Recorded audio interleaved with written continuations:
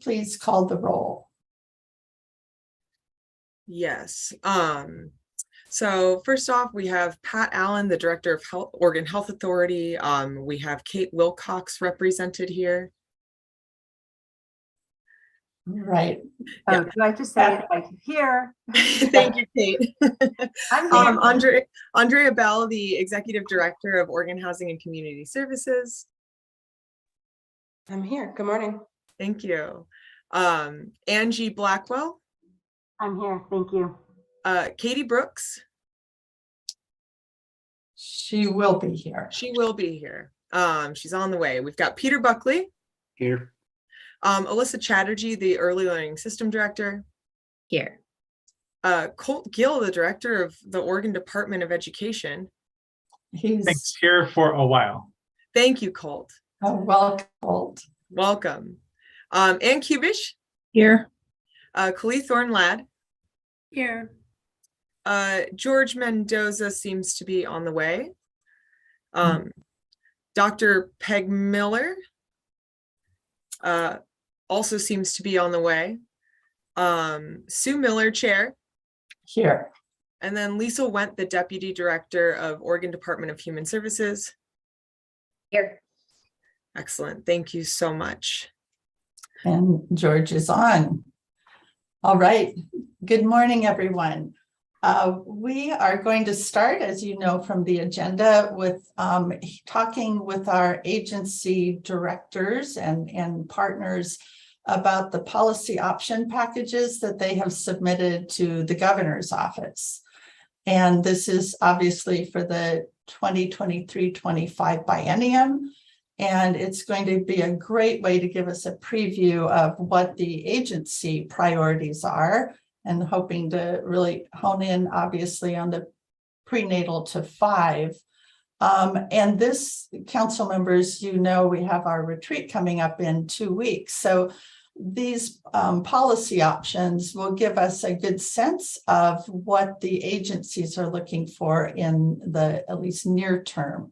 So I think it'll help inform our discussion of our new strategic plan that we will be drafting basically in 2 weeks. So this is great timing for us. And we have in our packet the policy option packages that each agency has submitted. So we're going to start with Alyssa Chatterjee, who's obviously the Early Learning System Director. So Alyssa, welcome. Yes, I've put together some slides because it's just easier for me. And so Remy, I'll make sure you have these. But first, just wanted folks to know where our full agency request budget lives, since this is the first budget from the Department of Early Learning and Care. So we're really excited about that. We have a little spot for it on our website that folks can go to. And you'll see that we've got kind of an overview of what an agency request budget is, what's required of agencies, and a couple different ways to look at a breakdown. The full budget is over 800 pages. But we have pullouts of the budget overview and reductions, the POPs, and some information and narrative on the agency, and really the services that we're providing as an agency separate from the programs themselves. So we're really excited to have that out there as really the first product of DELC. So we also took this opportunity, knowing that we do not have a strategic plan. We've really been focusing on Raise Up Oregon to define some agency initiatives.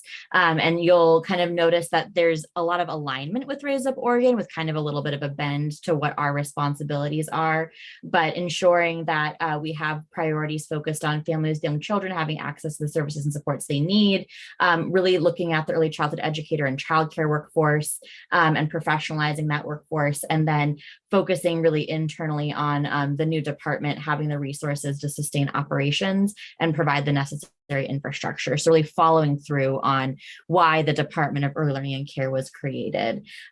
So you'll see how our policy option packages link to each of these initiatives throughout our agency request budget. So we have Several packages. I'm going to focus on the first two, but all of our packages intersect with Birth to 5 in some way because we're the Department of Early Learning and Care. So we know we're a little bit unique in that space. The first one, POP 101, is our early learning program enhancement and expansion POP. It's requesting $210 million in general fund, and it has a couple of components to it. We're looking at stabilizing existing programs, so recognizing the increased operating costs to do business as usual, and the impact that it's having on our early childhood programs, which have been historically underfunded and lack some of that infrastructure for support. It continues on expansion across programs. It incorporates extensive feedback we received from partners and community members around how our programs need to improve and change to better meet the needs of families. Excuse me. And it also includes some costs associated with agency staffing and making sure we have the capacity to provide the supports needed to our partners delivering these services. So that comes out to a total of $210 million. This is the expansion breakdown. And again, I'll make sure you all have these slides, but you can see of the 210 million, about 63 million would be for just under 4,000 new slots across a variety of program settings. So really excited to be able to put that forward across the Equity Fund, Healthy Families Oregon, OPK, Parenting Ed, Preschool Promise, and Relief Nurseries. We also are putting forward, this is the first time you'll see a POP, it's POP 102 for us, focused on employment-related daycare, because as you all know, it's moving from the Department of Human Services to the Department of Early Learning and Care. So we really wanted to recognize the increased number of families who are becoming eligible for services as a result of House Bill 3073 and the eligibility changes that were included in that, as well as the alternative rate methodology that was named as the shift from the market rate methodology for determining what subsidy costs, how much, what the true cost of care is, and how subsidy needs to match that rate. We also wanted to have some targeted investments around childcare supply building, both recruiting providers to become listed to accept ERDC, and then recognizing the intentional recruitment that will have to go into helping families know they're now eligible for these services. There's a small request for some staffing, childcare navigators to support this work, and then making sure we have resources to be able to contract back with ODHS, as there's a number of services that they'll be providing at least through the 23-25 biennium, while we continue to develop some of those IT systems within DELC. The remaining POPs I'll just run through very quickly. So the next one is the Birth to 5 Suspension Expulsion Prevention Program, which we're going to talk about, I know, more this afternoon with the rulemaking, but recognizing that there will be a ban on suspension and expulsion in July of 26. This is really the last full session to be able to request the resources that we think are going to be needed to provide the supports in community to actually reduce suspension and expulsion in advance of that ban. You'll also see a general fund request for Baby Promise. Baby Promise, as a pilot, continues to only be funded with federal resources. We're requesting $12 million to be able to expand that pilot to additional regions and continue to have a focus on infant toddler quality childcare. POP 105 is on quality assurance. So the legislature has rightly asked the question of how we're ensuring that programs are maintaining a level of quality. We're not staffed to be able to provide that on-site monitoring. And so while we're finding system efficiencies, we recognize the need to have adequate staffing to provide that on-the-ground assistance and quality assurance. We also wanted to put forward a request to compensate providers, families, and partners who participate in work groups, focus groups, information sessions for their time and expertise as we continue to develop and refine policies for the agency. Recognizing the need for some additional positions, making sure that we have more than one payroll person, that our payroll person can take a vacation or call out sick, recognizing the need for some procurement staff, as well as auditing and accounting staff, and support for ERDC on the communications front. For those of you who worked with Martha Brooks, you know, she brought this up many times on the council, but the need for a Healthy Families Oregon database that we can maintain accreditation with Healthy Families America, cleaning up some positions that have been reclassed over the last year or two, an intentional fund so that we can evaluate all early learning programs and start to target resources to non-dominant culture institutions and recognize the expertise located in community, particularly as we evaluate the equity impacts of services. And then finally, a fellowship for career growth. This was part of our federal preschool development grant resources and wanting to develop that pipeline for the early childhood educator workforce to be able to grow into different levels of government and system development. So that is a very, very quick overview. Folks can find our ARB and this overview on our website, and I'm happy to answer any questions. Okay, great. Let's take some questions. We'll try to hold this to 5 minutes so that we can go on to the next agency. Peter. Thanks. Alyssa, POPs 101 and 102, what impact will that have on salary levels for the workforce? Yeah, so a part of POP 101 in particular, that kind of stabilization front, we want those resources to be able to offset wages. And we know that our workforce, it has been chronically underpaid, and that we're losing this workforce to school districts, to Starbucks, to other sectors that are able to pay living wages and offer benefits. So some of those resources would be able to be used that way. Some of the enhancements would also include costs for extended hour care and things like that would also be able to contribute to an increased wage. And in POP 102, that alternate rate methodology that's required by 3073 would yield a higher subsidy reimbursement, which would be able to increase wages for providers as well. Thank you. And can you very quickly, the eligibility changes from House Bill 3073, what were those changes? There's several. So it requires that non-citizen children have access, that we have to provide care regardless of parent physical presence, that full-time students can have access. It also requires that we cover activities related to family well-being. So that kind of population and level of activities are still being defined, but it could include foster families, families involved in the child welfare system, could be expanded to include incarcerated families, families at risk of domestic violence. So really can start to span the gamut when we think of some of our most vulnerable families, that childcare can be that cornerstone to self-sufficiency.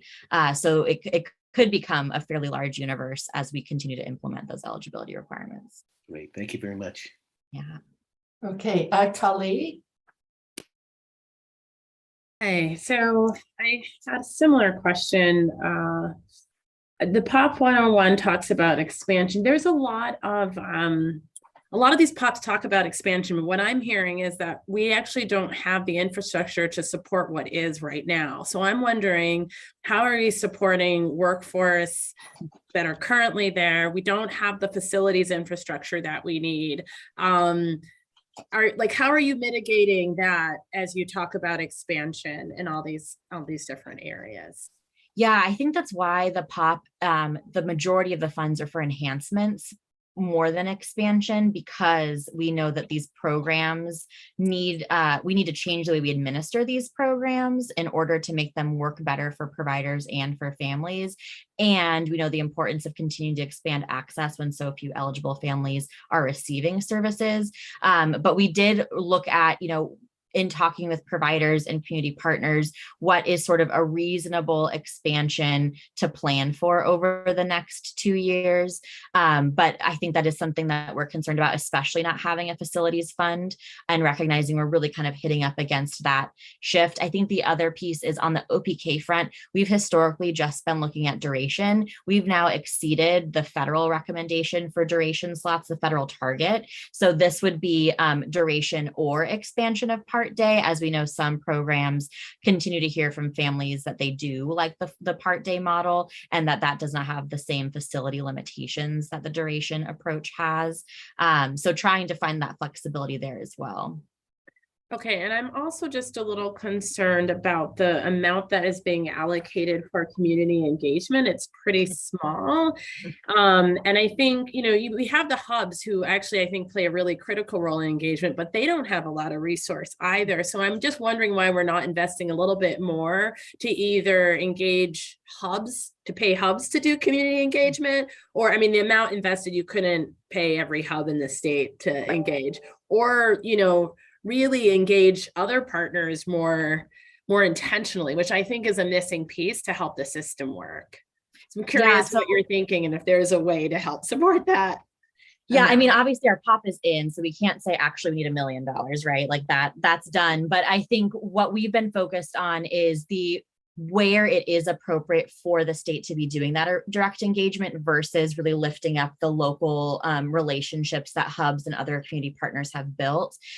This is not a challenge we're facing alone. I know Colt has talked about this, Liesel's talked about this, Andrea, I'm sure you're confronting this as well. We need to make sure that, especially as, this governor has really said, we need to be engaging community in developing our budgets and making policy decisions. We need to be compensating those participants for that work. So we've been absorbing that cost with our rulemaking advisory committees and the stipends there.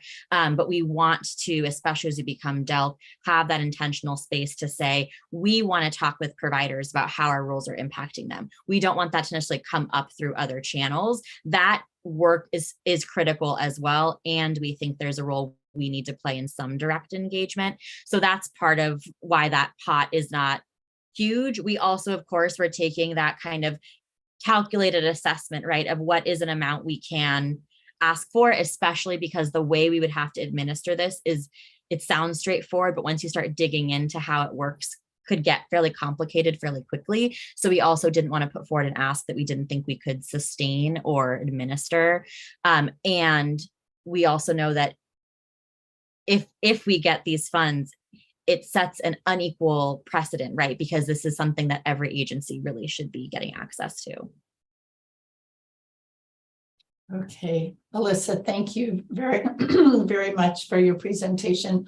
And Council, excuse me, I didn't say this at the beginning, but we'll hear from each agency and then have a short Q&A.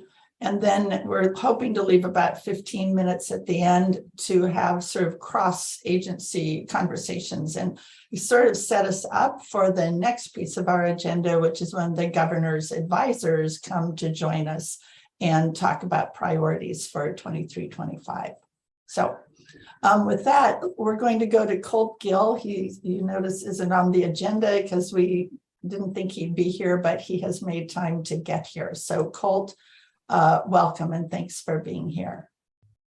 Thanks, Sue, and sorry I'm not on screen. I'm not at my usual place, and I also may be called away. There's a small possibility I'll be called away, but I'm going to try to walk through this pretty quickly for you all and then answer some questions.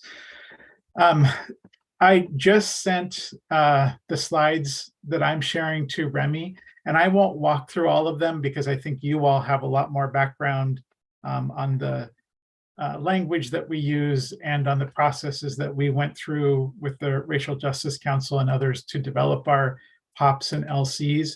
So I'm going to skip through several of these slides, but know that they're there. And you have my email. So if you have questions about any of the other parts around how we're working on engagement and working on institutionalizing engagement in our anti-racist stance in our development, I'm happy to back up and walk through that with anyone individually. Also, I'll skip through most of these slides, but I do just want to note that all of our policy option packages and legislative concepts are contingent on the decisions that the next governor of Oregon will make for the Oregon Department of Ed.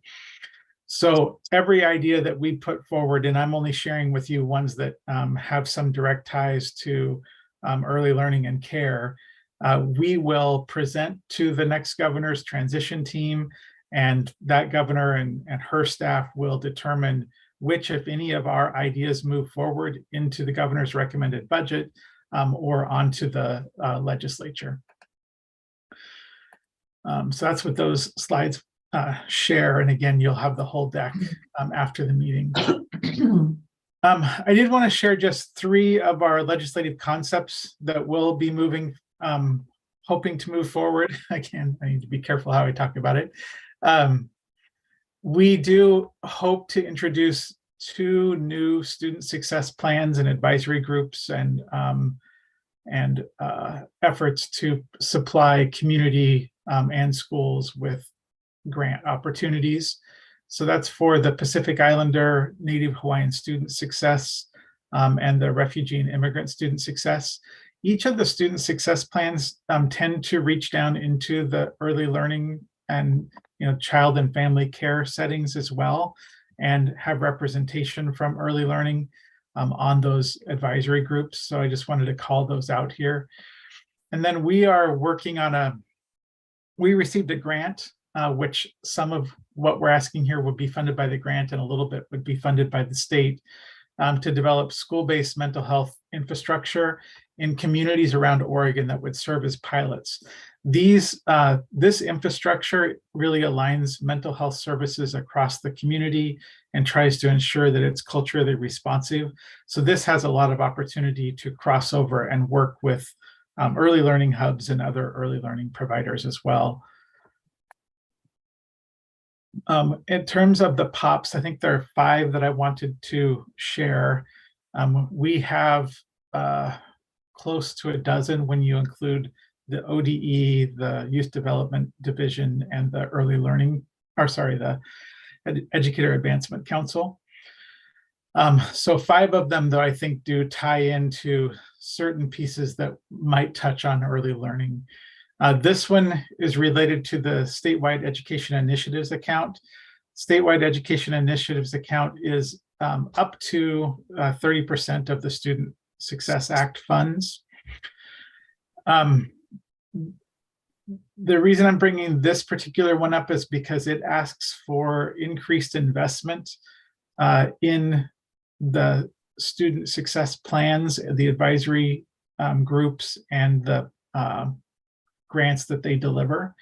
So this would include asks for increase for the Latino, Latina, Latinx plan and grants, the African American Black student success plans and grants, the LGBTQ2SIA+, and then new funds for the Native Hawaiian Pacific Islander and the Refugee Immigrant Plan.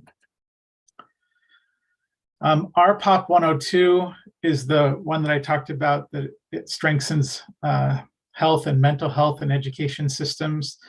So this develops some staff at the Department of Ed, but really it's strategy 3 on this one that helps to work with the Oregon Health Authority on developing local partnerships that fund the University of Oregon and 4 school districts that are strategically set up around the state of Oregon for these community-based mental health supports that could reach down into the early learning world.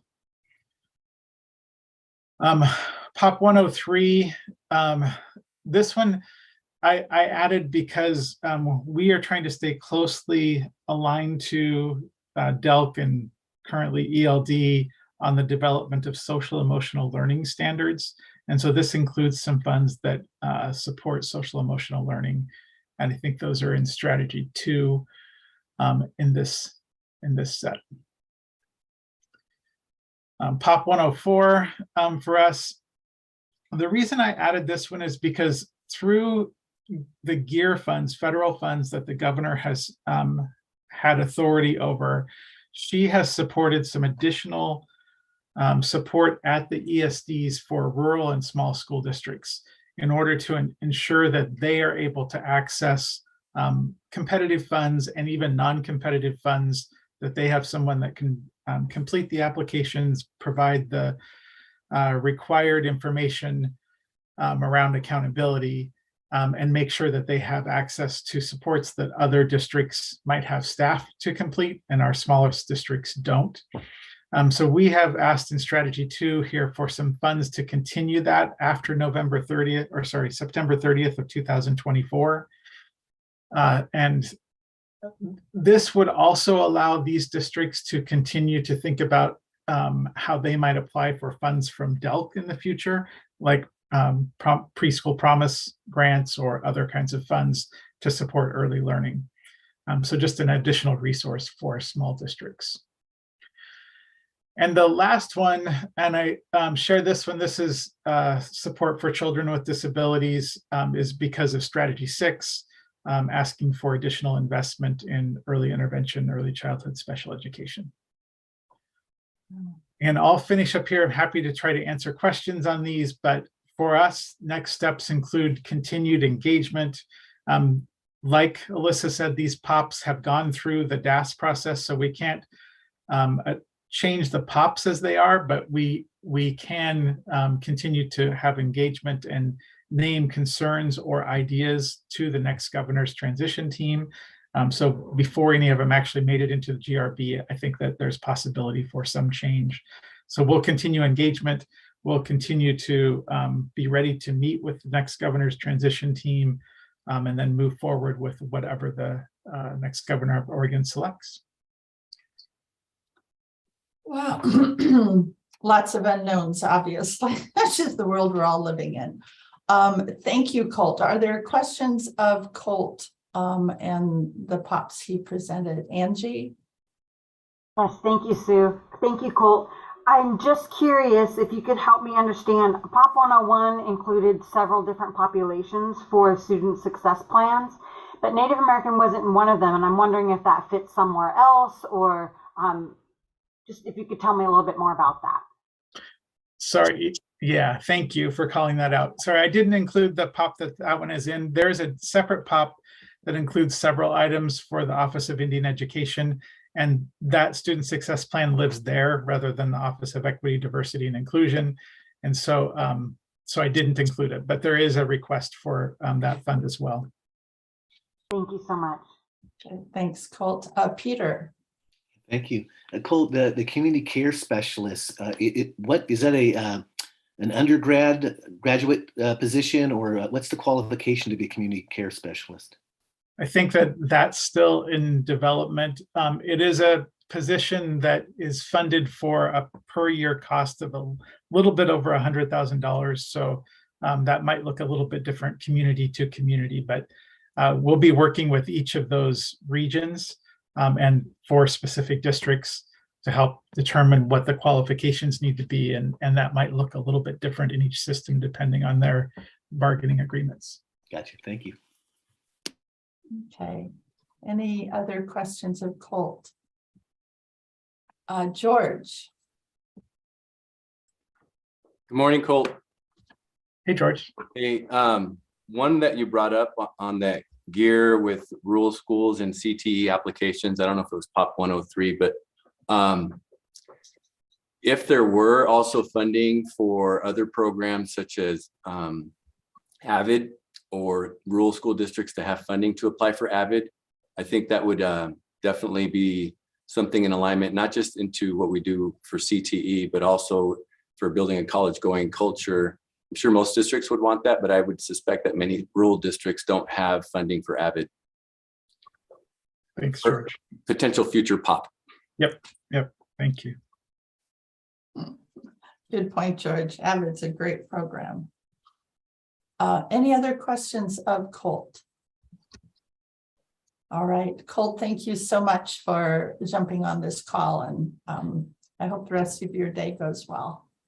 Thank you. Thanks, Sue. And I added into the chat the slides so that the ones I moved quickly through, if folks want to take a look before they get sent out after the meeting from Remy, they'll have those.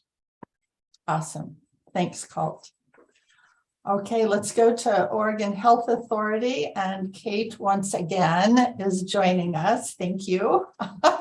We appreciate you being so willing and able to fill in. So welcome, Kate. Thank you, and thanks for the invitation. I truly am pinch hitting here, first of all, because no one can fill Pat's shoes. He's just a very unique and awesome person. But he got pulled away unexpectedly to a press conference around CMS approving the 1115 Medicaid waiver.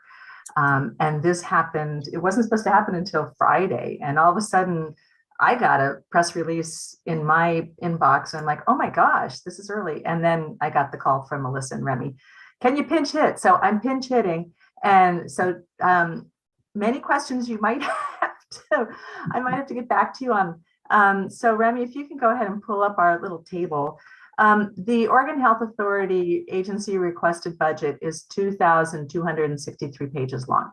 So I don't think you want to go through all of that. There is a lot in there. And if you're interested, there's the link for it. It's on our website. So what the team, the OHA team that are focused on children have done is pull out some salient POPs that relate to early childhood. So those are the ones I'm just going to run through fairly quickly. And I think it'll give you an overview of what's in there. The first one being financing to support the Medicaid waiver. Now that it's been approved, there's a whole lot that's going to go into it and have to be, how do we implement this amazing Medicaid waiver? And if you haven't taken a look at it, it's really a spectacular and transformational waiver. I mean, for our populations of early childhood, it gives continuous coverage from birth until age 5 for Medicaid. From 6 up to 26, it gives, or maybe it's 19, 18, I don't remember that, but the K-12, it's 2 years continuous coverage regardless of changes in family income. So these are huge changes. I mean, and those are just two really interesting ones. The whole thing is chock full of a lot of focus on children's health and equity and moving those pieces forward. So I encourage you to do that. The early periodic screening, diagnosis, and treatment. This is a federally required program for all states and territories that encourages screening of young children and adolescents. There's a periodicity across dental, mental, and developmental health. Before now, this has been part of the 1115 waiver. And because of that, it didn't get the attention, especially on the treatment side, that was required to really make this program work. So it got pulled out, and now we're developing a much more traditional EPSDT program that's more aligned with what other states do. And I think we're going to get a lot better tracking across all populations of these kids, how they are faring along that continuum of screening, diagnosis, and treatment. So that's pretty exciting. 418 is expanding Project Nurture, which is a really exciting program out of behavioral health that really works with pregnant people who are experiencing substance use disorder and really working with them to manage that so that we have better not only prenatal but postpartum and outcomes for both the pregnant person and the child. And it goes up to 1 year postpartum. And we've had some really great successes in terms of being a supportive strength-based program for those people. University offered home visiting, yay. It's my heart and soul. This is the last big expansion that we're going to be asking for in terms of building up the infrastructure required to get this program up and rolling. Subsequent POPs will be to cover the Medicaid match as we expand this, but we're pretty excited about this one. We'll be able to add 5 more positions that focus on equity and really drilling down with those communities on how we can reach communities that aren't currently being reached. Some of these behavioral health ones I'm less familiar with, but 426, it's addressing the gaps identified by the youth and families to strategically expand that continuum of care for those families. 442 is actually creating a children's health team within OHA, which we've been asking for a long time.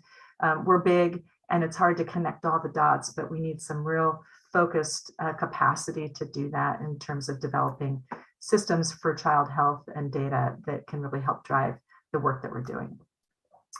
446, you can put down the next page, Remy, please, is looking at supports and initiatives to prevent suicide, ages 5 through 24, and adult suicide. And we know that completely impacts families that have young children. 431 is looking at staffing the System of Care Advisory Council, and that's the council that really drives a lot of behavioral health work. 437 allows for increased fees for the newborn blood spot screening. So that's the heel stick that babies get when they're born. A lot more conditions are coming onto the panel, and there's a lot more that a lot of constituents would like to have on the panel. And the cost for just the panel that we have now is going up. And so we need to increase the fees in order to make that program sustainable. And then 426, or I'm sorry, 447, lifespan respite. I'm a little bit less familiar with this, but it expands the Medicaid state plan to include respite care for children, families, and individuals across the lifespan, so that, I think it increases the type of respite care and the amount of time and nights that a family or an individual could be in that respite care. So I will stop there. We can send this out. There are some others that are not directly impacting children and families with young kids, but certainly support those families. So. Thank you, Kate. And we understand your proviso that you're not Pat. So but we'll still take a few questions. Kali. Thanks, Kate. I have just a really quick question. Is there any sense for the POP 426, what percentage of those dollars you're thinking about for the 0 to 5 space versus the other parts of the child continuum? You know, I don't know, but I can find out for you. Okay. If you look into that document, I don't know, there's like 100 POPs. I was lucky to understand like a handful of them. So I will find out and get you more information, Kelly. Thank you. Mm-hmm.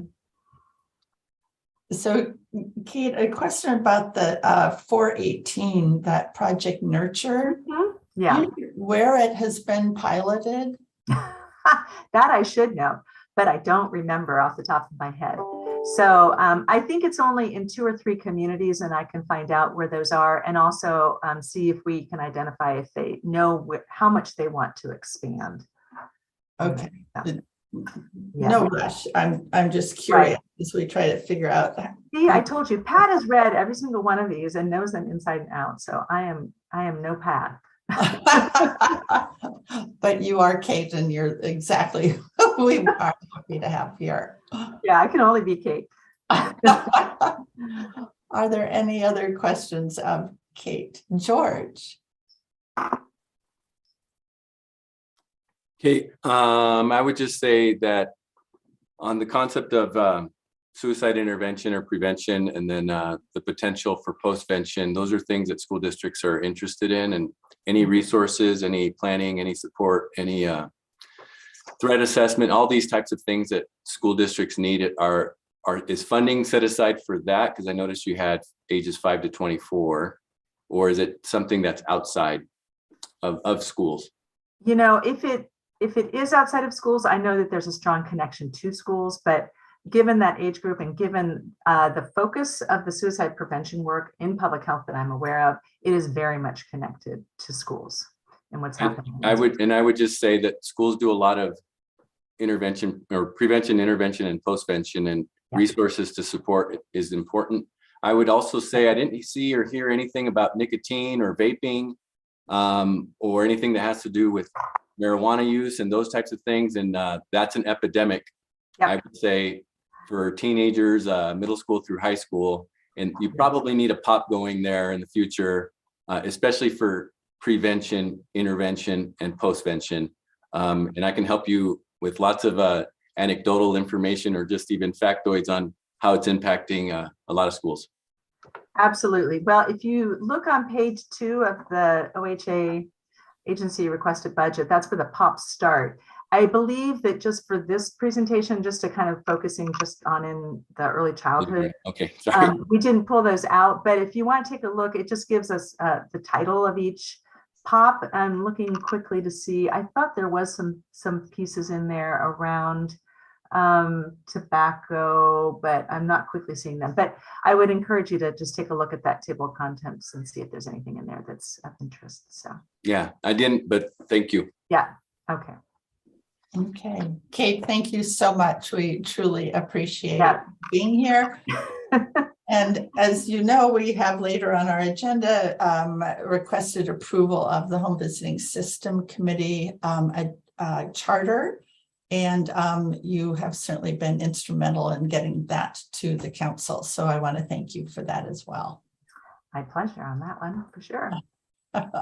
Okay, moving on then, Andrea, how about talking about co-location? Absolutely. I wanted to make sure, I saw that Kelly still had a hand up. I wanted to make sure that we didn't gloss over that, or maybe that was a pre-existing hand up, Kelly. Perfect. Okay, wonderful. Well, no slides for me this morning. I'm hoping to have a bit of a more direct kind of update and conversation. So just to my colleagues, good morning. It certainly is good to be in virtual community with you, and certainly to members of the public that may be joining us through other means. Thank you for making the time to be here. Andrea Bell, she, her pronouns. I'm the Executive Director of Oregon Housing and Community Services. So I want to start with something a little bit different, and then I promise, Sue, I will get to the specific pop and information. But I want to just center the fact that what we are talking about here today, the conversations that we're talking about really based in early childcare needs are such another manifestation of intersectional needs that our families, our individuals, the people across the state in urban and rural communities are continuing to face. And I think we know this, but it bears repeating that the stakes are as high as they've ever been on so many fronts. And so I think we also recognize that there are a cacophony of barriers that people are facing, and recognizing that, at least from a housing perspective, what we know, what we continue to see are not only people continuing to be priced out of the places where they live, the places that they call home, the place that they want to continue to call home. Living wages just are not keeping up with the realities, both of goods and services of all types. Building affordable housing costs way more now than it has in the last couple of years, upwards of 30%. And so what we're continuing to see, just in terms of putting a little bit of texture and detail to this, many projects are having to re-pencil out, they're having to scale down in size, they're having to decrease the number of units. And that manifests to less people served and less access, which is, from my seat, it is a very real problem. It is a very real problem. And I think really centering on the work that is outside of housing expertise from an early child care perspective, we also know and continue to see that families have to continue to move multiple times throughout a school year just to find and obtain and keep affordable housing, which makes being a student at any age, at any grade, just that much more harder, which are untenable asks. And I think as somebody that is a parent, as somebody that has grew up very, very working class, those are very real things. Those are very real barriers, and in many cases, unfair asks for people to have to continue to live and persist with. And so I am eager, both from a housing perspective, but also from a collective responsibility perspective, that through the lens of humanity, we are going to have to be relentless on every single front. There can be no conversation that we cannot have. And the good thing about it, folks, I think the good thing about it is, as part of that collective responsibility, we can still center the needs of our rural communities. We can center the needs of Black, Indigenous, and people of color, and LGBTQIA+. Because we know the economics have always shown that we are the most effective when all of our players are part of it, when all of our players are doing well. And so this also means efficient use of public dollar too. And so as part of that. So as we go into 2023, OHCS is bringing forward a budget of over $775 million, specifically to address housing stability and to facilitate real community prosperity. By far, this is the largest agency budget in history that we've also brought forth. We also know that it is absolutely necessary, and anything less than that would be shrinking down the reality of the need and the reality of what people are going through. What you'll see within this budget too is really a representative of community voice. There are the fingerprints and the perspective of community that has given us constructive feedback and directional support on where we need to be. And so we think of this budget, yes, as OHCS's budget, but this is also representative of so many of the needs that we've heard from community and about what we need to elevate and fight for. So within that $775 million, you'll see investments ranging from addressing homelessness, chronic supply of shortfalls of affordable housing, but also recognizing that the pathway to home ownership looks as bleak as it has looked as well. And while we have made progress, we're going to also have to continue to be relentless in our pathway forward. Now, specifically to early childcare, because I was saying earlier, someone called us up and said, why is the housing agency doing anything with childcare? And you guys don't know anything about childcare. We don't, but we know a lot of smart people that know things about childcare. And so just to really sort of center on the why behind this, in addition to Oregon facing a housing shortage, a supply shortage, we also have childcare shortage in across more than 30 counties. What we learned from so many families is we do want to get to work. We want to get back to work. We can't afford the childcare. Oh, and by the way, we also can't afford our housing. So we're talking about cacophony of barriers, but these aren't ancillary things. These are necessary basic human needs. Childcare and affordable housing. These are not sort of wild ideas that we're talking about here. So a while back, OHCS commissioned a report with partners to identify considerations, opportunities, and partnerships on the financing and on the funding source side, where we could incorporate a potential competitive funding opportunity for rental housing developments that include childcare or early learning centers. As part of that final report, we went in front of the Joint Committee on Ways and Means in early 2022, perhaps February. As part of House Bill 5011, we can send the information out if folks need it and are interested. Drawing from those recommendations, we have prepared an initial framework to deploy about $10 million of those dollars through a special purpose appropriations to get those projects going, to get that work going.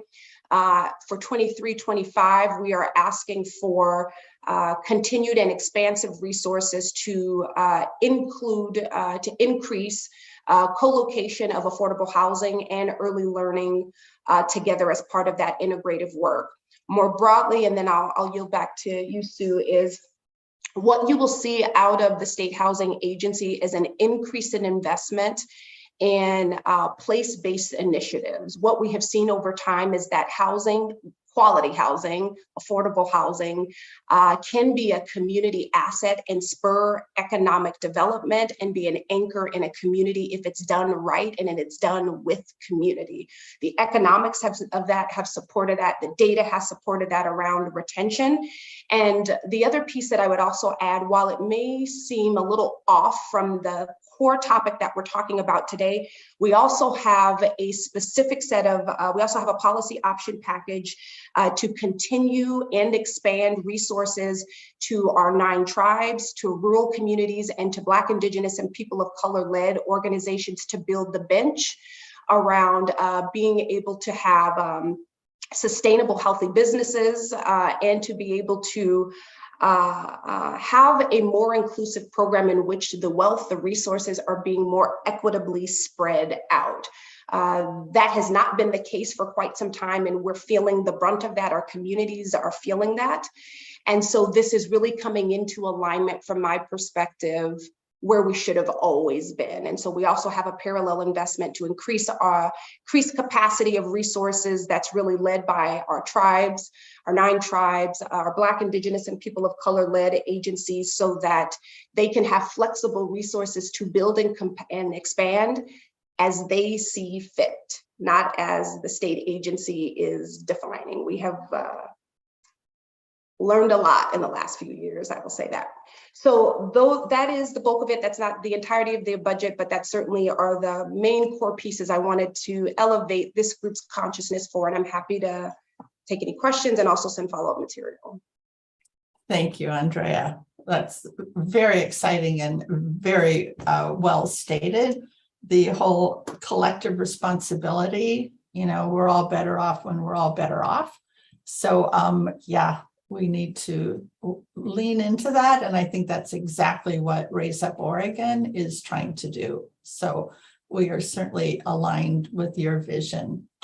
Some quick questions, and then we'll go to Liesl. Colleen.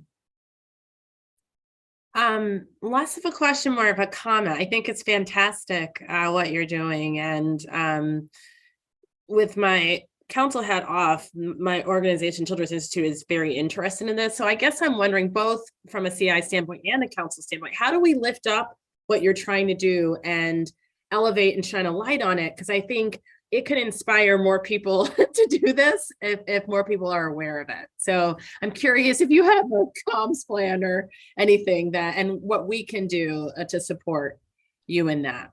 Yeah, I really appreciate that, Kelly. It means more than what you know.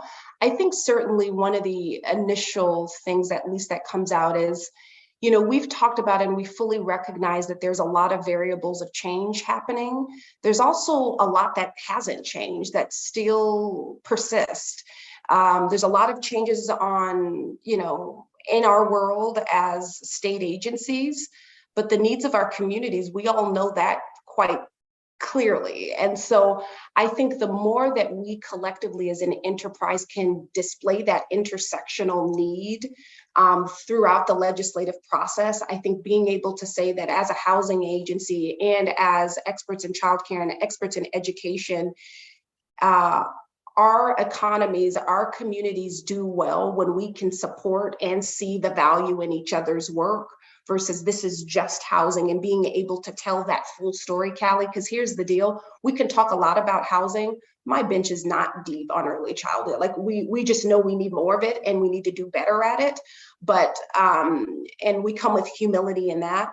I would say the other piece of it as well is, I think there's a lot of opportunity as we are engaging with community partners to see that it is not only a handful of agencies that are trying to move the dial.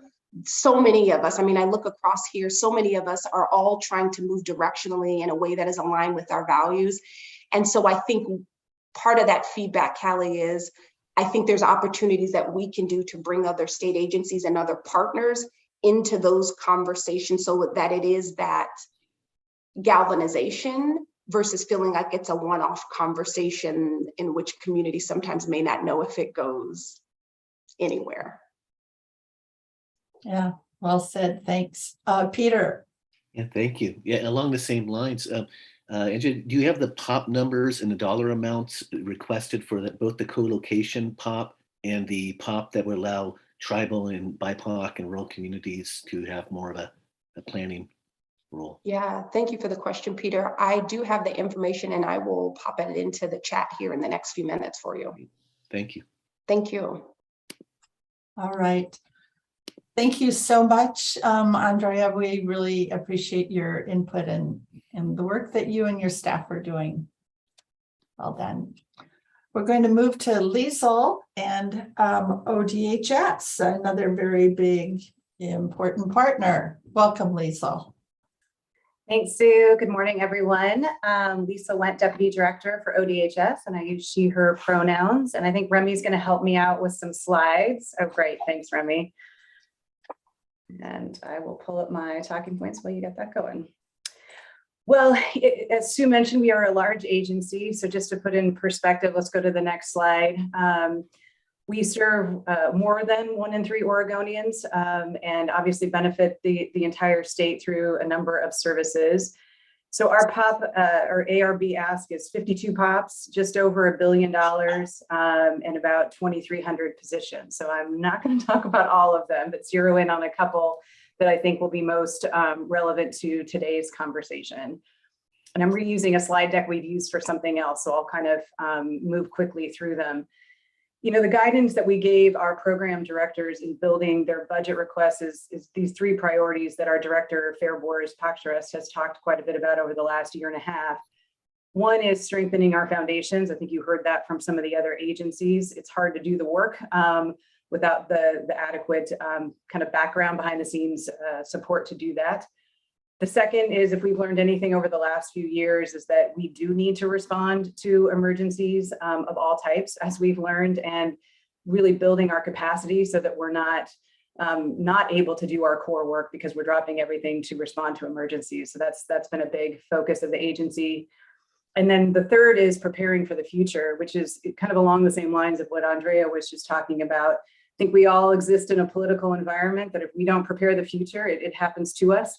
We've certainly been the recipient of outside direction, and that's a difficult thing to respond to. And so trying to be more proactive about what would it look like to serve and be in service to communities more effectively. Thus, we decided to really put together an ARB that, depending on who the new governor, we recognize not all those POPs will be funded, but we wanted to say this is what we think it'll take to achieve these 3 priorities. Next slide. Next slide. So I mentioned this, I think, to you all a couple times before, but we have been working with a group of community partners, including people with lived experience, our tribal partners, diverse community groups, to say, what would it look like to better serve the lowest income families? And so for us, that program that we serve the lowest income families through is the Temporary Assistance to Needy Families, or TANF. It's a federal block grant that hasn't been increased since 1996. And what families told us is we can't really survive on what we're receiving through this program. So we'll go to the next slide. The program, I think, as most of you know, is it's a cash grant that goes to families, and then a connection to jobs and workforce, and the employment-related daycare program that supports that transition to work. So an average cash grant for a family has been $506. Again, if you listen to what Andrea was saying about housing prices, a family can't afford any housing unit with that cash grant. And most of these families are not receiving other housing assistance. So it makes one wonder how people are surviving, certainly not thriving. And so what the community said is, let's make a few policy changes. We'll go to the next slide. The first one is to double the cash grant. So this will be a significant ask. This will, so like I said, double the cash grant. The other piece we'll do is, following the lead of OHA, is create the same eligibility. So regardless of immigration status and some other statuses, that people would be eligible for the programs, have fairly tight restrictions, some because of the federal block grant, some that we imposed on ourselves. It would end a time limit. The interesting thing about TANF, when it was designed in '96, is it has a federal 5-year time limit. So say you got TANF in Washington State for 3 years, moved to Oregon, you'd still only be eligible for 2 years of that cash grant in Oregon, really regardless of what's happening in that family's life. And so again, some expanded eligibility there. Next slide. So this is an expensive POP, as you can imagine, because it's really looking at using general fund to be able to pay for the program. So it's about $118 million. So we're excited. This is one of our top priorities. And this actually is one that the Racial Justice Council has also really been tracking and supporting in its development. The next POP is related to housing stability. So again, if you think about low income families, you think about what Andrea was just talking about. Across all of our programs, access to housing, being able to afford housing, having housing that's in the right community that you want to be in, has been a significant challenge and barrier. I don't think I need to say more about that to this audience, so we'll go to the next slide. We have had a housing stability program in partnership with OHCS for a number of years, where we've passed on funding and then they've contracted for those services through the Community Action Network. And what we're asking for here is additional dollars. And the idea would be to contract with culturally specific and responsive organizations who, in some cases, are much more trusted from community members, and just kind of expand the access points for people who are seeking housing. Again, this is a spendy POP, $83.9 million, and then just a handful of staff to administer the program. We'll go to the next slide. So this also, there's a couple other policy changes in the housing ask, but we'll keep moving for sake of time. Next slide. So not surprisingly, we have several child welfare asks, but the one I wanted to talk about today is particularly focused on children's well-being. As you've heard from Rebecca and April, who I think have been in front of you a few times about the vision for transformation, the goal, like many of you, is to prioritize supporting families and children at home and in their communities, ideally before they're involved in the foster care program and system. So this ask would support actually a significant ask for FTE to be in our local offices. And these would be parent peer support navigators. These would be skilled family engagement folks who would help people navigate to other services in the community. Right now, not to get too technical, we earn staff based on a very specific workload model, and the work has been the foster care system, or once families come into the child welfare system, the work has not been doing that prevention work and connecting with families before they're in crisis or at risk. So this is an opportunity to say, let's demonstrate a different kind of work, and we'll learn from that to be able to inform a future workload, which is again how the legislature tends to fund us. So just to give a little bit of context for that. Next slide. So this just explains a little bit more. I think the particular focus for us is also recognizing the trauma that families experience working with us, and the disproportionate impacts to tribes and communities of color. And that parent mentor model is in particular an important element to have families who have had a similar experience or look like the families we're serving, so they feel more welcome in our offices with our staff, and that we are partners with them on their journey in a positive and supporting relationship with them. Next slide. So this is again new staff. So this is a POP, it's 18.2 million, and it is about 96 FTE, so significant investment in staff at the agency. And this is POP number 121. I don't think I gave POP numbers for all of these, so I apologize for that.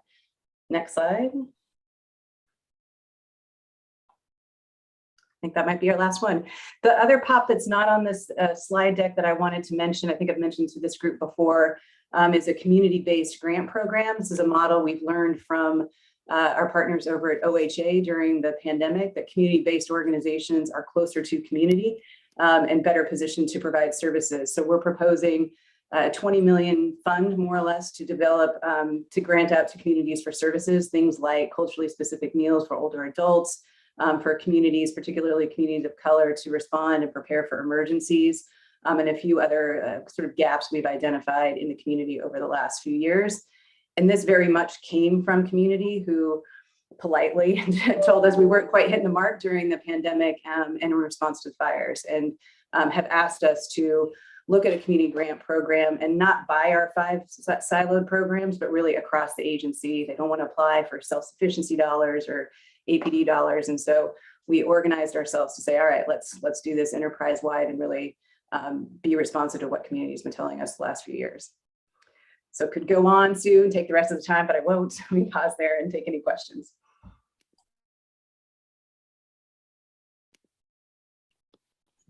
Thanks, Liesl. As always, it's rapid fire in these meetings. Questions, Peter? Yes, Sue, thank you. I know I'm asking a lot of questions, but it's a lot of good information today. My apologies if I'm taking too much time. But Liesl, the parent peer support specialist, is that in a particular POP that you let us know? We're really focusing on that here, trying to figure out how to increase the number of peer support specialists across the board, and parent peer support specialists is really a top priority. Absolutely. No, thanks, Peter, for the question. It's POP 121. It's wrapped in that family preservation POP. So take a look at that. And we'll put a link to our agency request budget in the chat. Great. And this is a little bit left field, but I just heard of this organization yesterday. Just put them in the chat. And I contacted their director, the community taking care of the community.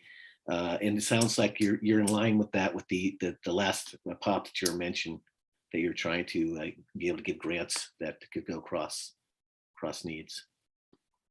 Yes, Peter, and I'll mention one more that you and Anne might be particularly interested in. As you know, we're still serving wildfire survivors from 2020 in Jackson County. And so we put together a POP that's specific for Jackson County, because the community-based organizations are, they're still serving people, but there's not a comprehensive fund to do that. And we have some general fund that we're about to run out of. So we've asked for a POP to basically fund a backbone organization that would then leverage and partner with the local CBO community there. So I'll send you the link, because I think you might be interested in that one.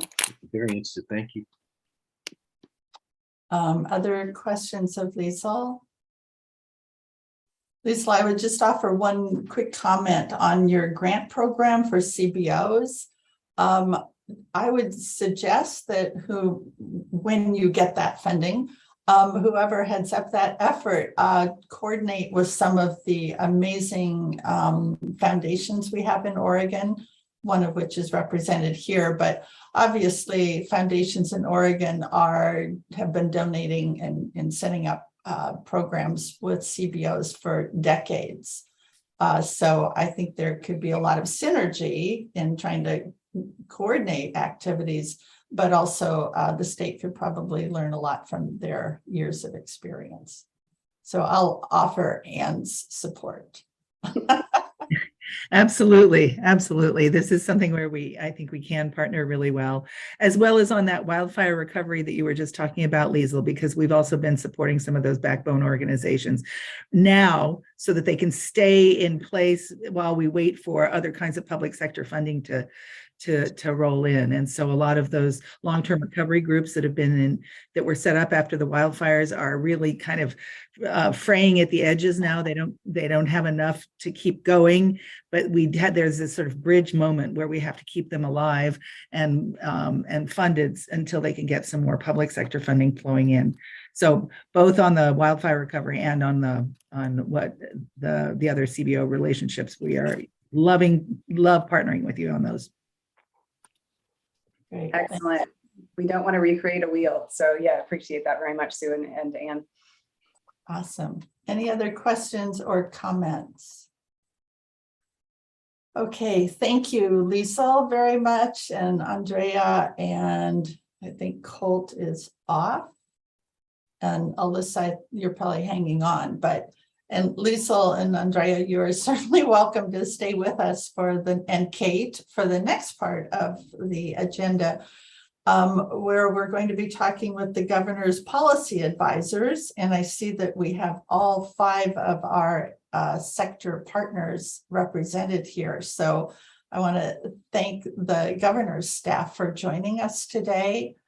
And what we're hoping is that we're going to hear from the 3 governor policy advisors first, serve on their perspective of where things sit with the governor and with these POPs that we've been hearing about, and the governor's priorities. And then we'll have time for us to give feedback to the policy advisors that we're hoping they will then give to the governor. And a reminder for the council, and I don't know if I've told you this yet, but the governor is going to be joining us at our retreat in 2 weeks on October 10th. She'll be coming for a half hour of the conversation after lunch. So we'll have a chance to also talk to the governor directly, but just so you know what's ahead. So at this point, I want to welcome all of you advisors, and I guess the agenda says we'll start with Rosa. So Rosa, good to see you again and welcome. Rosa is the governor's policy advisor for human services. So we're glad to have you here. Great. Thank you, Sue. And great to see you, everyone. I recognize a lot of faces from the governor's children's cabinet, which I staff for her. So I'm delighted to be here and to have a discussion with you all. I think I've worked in this office for the last almost 5 years, and it's been so amazing to work for someone who really has been a champion of kids for her career, and especially because my portfolio includes child welfare, to have a boss who knows way more than me about child welfare policy because she's been working in it for 25 years is really such a privilege. And so that's been a lot of her focus, regarding human services. And you saw Liesl's, I didn't get to see Liesl's whole presentation, but I think the focus that DHS has on prevention and working with families to keep them safe, whole, together, and to get them the supports that they need to be effective parents and community members, I think is really very much in line with the governor's vision around human services. And so, as it relates to kind of the end of her term and what we see moving forward and what we hope to pass on to the next governor's administration, I think we have really been able to build up a lot of infrastructure where there didn't exist, or the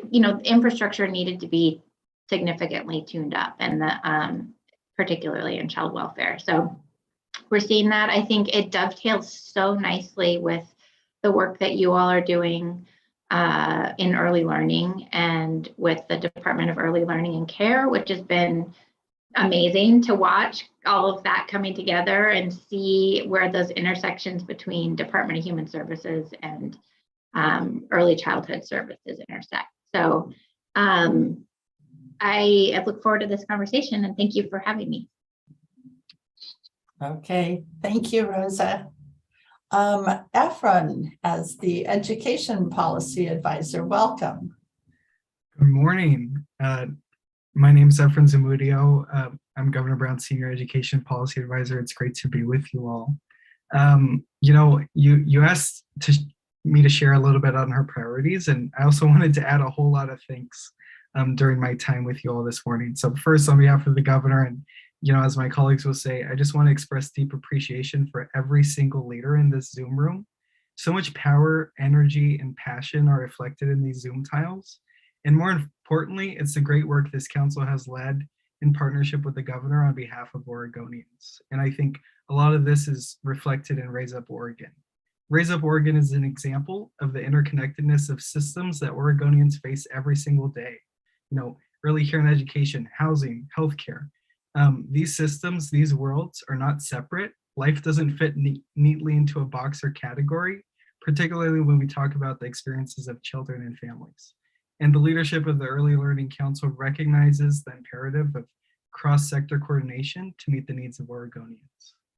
As Rosa shared, Governor Brown's term and administration are in their closing days, and for me, as I'm sure for many of you, it's bittersweet. Oregon will lose one of the biggest champions for early care and education, and our hopes is Oregon's next governor will take up the mantle. And I'm sure Governor Brown will still be here to advocate as well, because we know the first 5 years are the most critical in early childhood development, and early care and education is one of the best investments we can make in our future.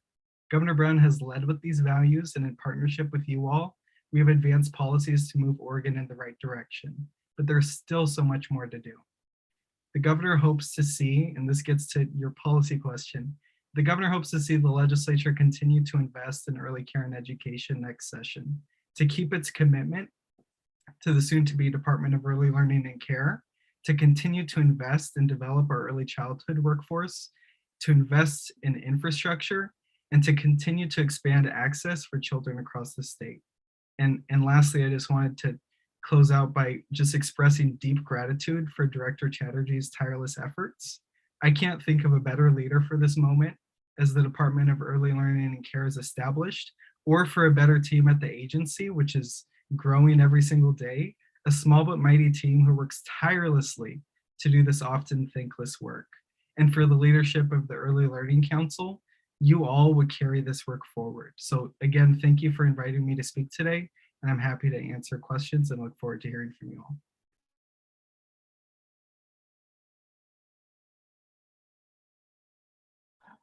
Thanks, Efron. Appreciate your comments, and I'm sure we all totally agree with you about Director Chatterjee. We're very lucky to have her at the helm at this time. So next, want to welcome Ryan. We appreciate you coming on with us. Ryan is the Governor's Health and Housing Advisor. So you must not have much to do, I'll bet, Ryan. There are a few things happening across those couple of portfolios. Good morning, everybody. Very, very glad to be here with you today. My name is Ryan Dibert. As Sue indicated, I am the Governor's Health and Housing Policy Advisor, and really, really appreciative to be able to be in this conversation. I think a couple of pieces that I would highlight. I'm sorry that I wasn't able to be here for Director Bell's presentation. And I can tell you that one of the governor's top priorities as we head into the legislative session is the support for Oregon Housing and Community Services historic legislative agenda the work that we need to do across multiple platforms to address housing needs are certainly top of mind, I know, for a lot of our legislative leadership, and I think will carry forward regardless of who our next governor is. It is a top priority for nearly everyone across Oregon right now. I'm particularly, as we close out Governor Brown's administration, particularly focused on some of those areas of deep intersection among health, housing, and early childhood interventions. And I want to highlight just a couple that I'm particularly excited about. The first is that in October, the governor will actually be convening for the first time Oregon's statewide interagency council on homelessness. Oregon is one of about just a little more than a dozen states nationwide that do not currently have interagency councils on homelessness.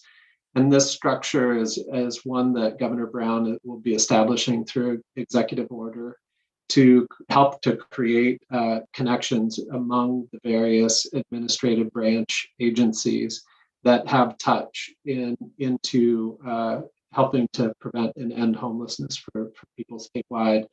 So the level of integration across Department of Education, early learning, all the way through into health, human services, housing, Department of Transportation. It's a pretty significant group of our statewide leaders coming together to develop shared understanding of the challenges that we see associated with homelessness statewide and some of the ways that each of our agencies are addressing it so that we can develop better shared solutions and shared vision for how to move forward. So I'm very excited about that work. The other piece, which I think is extraordinarily promising, it is hot off the presses. We were on a press call literally at 7 a.m. this morning with folks from the Center for Medicaid and Medicare Services back in DC. But many of you may have been following the OHA's application for a new 5-year Medicaid 1115 waiver to help continue the Oregon Health Plan and advance some of the work to address continuing health disparities as well as a broader range of social determinants of health. And I think among the real, and so we just were able to announce this morning that Center for Medicaid and Medicare Services has approved that waiver, which will guide the Oregon Health Plan for the next 5 years. I think two of the major headlines for this group, especially coming out of that approval, we are the first state in the nation to have approval from CMS to allow continuous coverage under Medicaid for kids all the way through to age 6. So that means no more annual recertification, no more churn. For any kid in Oregon who comes onto the Oregon Health Plan, they will have that continuous coverage with their same primary care providers all the way through at least age 6. From 6 on, we won continuous coverage for 2-year periods instead of 1 to really help address that churn. Sorry, my dog is very excited about this piece. So a major win for children's healthcare. The other piece that I'm particularly excited about is we're seeing historic federal investments through this waiver, about $1.2 billion to help go upstream of healthcare interventions to address housing stability and nutrition supports for Oregon Health Plan members. We are one of the first. We are the first state in the country that actually has that approved as an actual medical benefit under the Oregon Health Plan now. Members will be able to receive housing navigation and stabilization support up to 6 months of rent assistance paid through Medicaid. These are fundamental game changers for housing stability for our families and for our Oregon Health Plan members across the state. So a couple of pieces that I find really exciting as we continue to close out this administration, but happy to stay on and continue in the conversation. Great. Thank you, Ryan. very exciting news. It's always good to hear good news and find things that we can celebrate. So we've heard a lot of them this morning, which is wonderful. So council, this is our time to ask questions, to provide feedback from, our own perspectives, whether they're geographic or the sector or, what we're doing in our own worlds, and provide feedback to these governor advisors who also work very long hours and have represented all of us very, very well, for some of them for many, many years. So I will just open it up for comments and questions.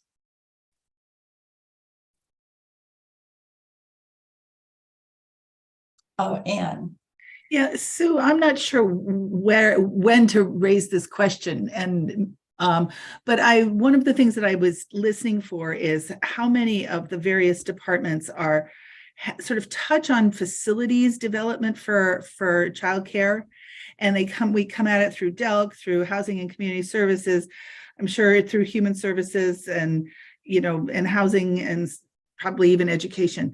And I'm wondering whether there's any place where we're kind of looking at that whole picture and seeing what the various efforts are and how well they're coordinated, learning from each other, and whether there's sort of a system of supports for them, so that not each department and each funding stream doesn't have to develop its own system of supports.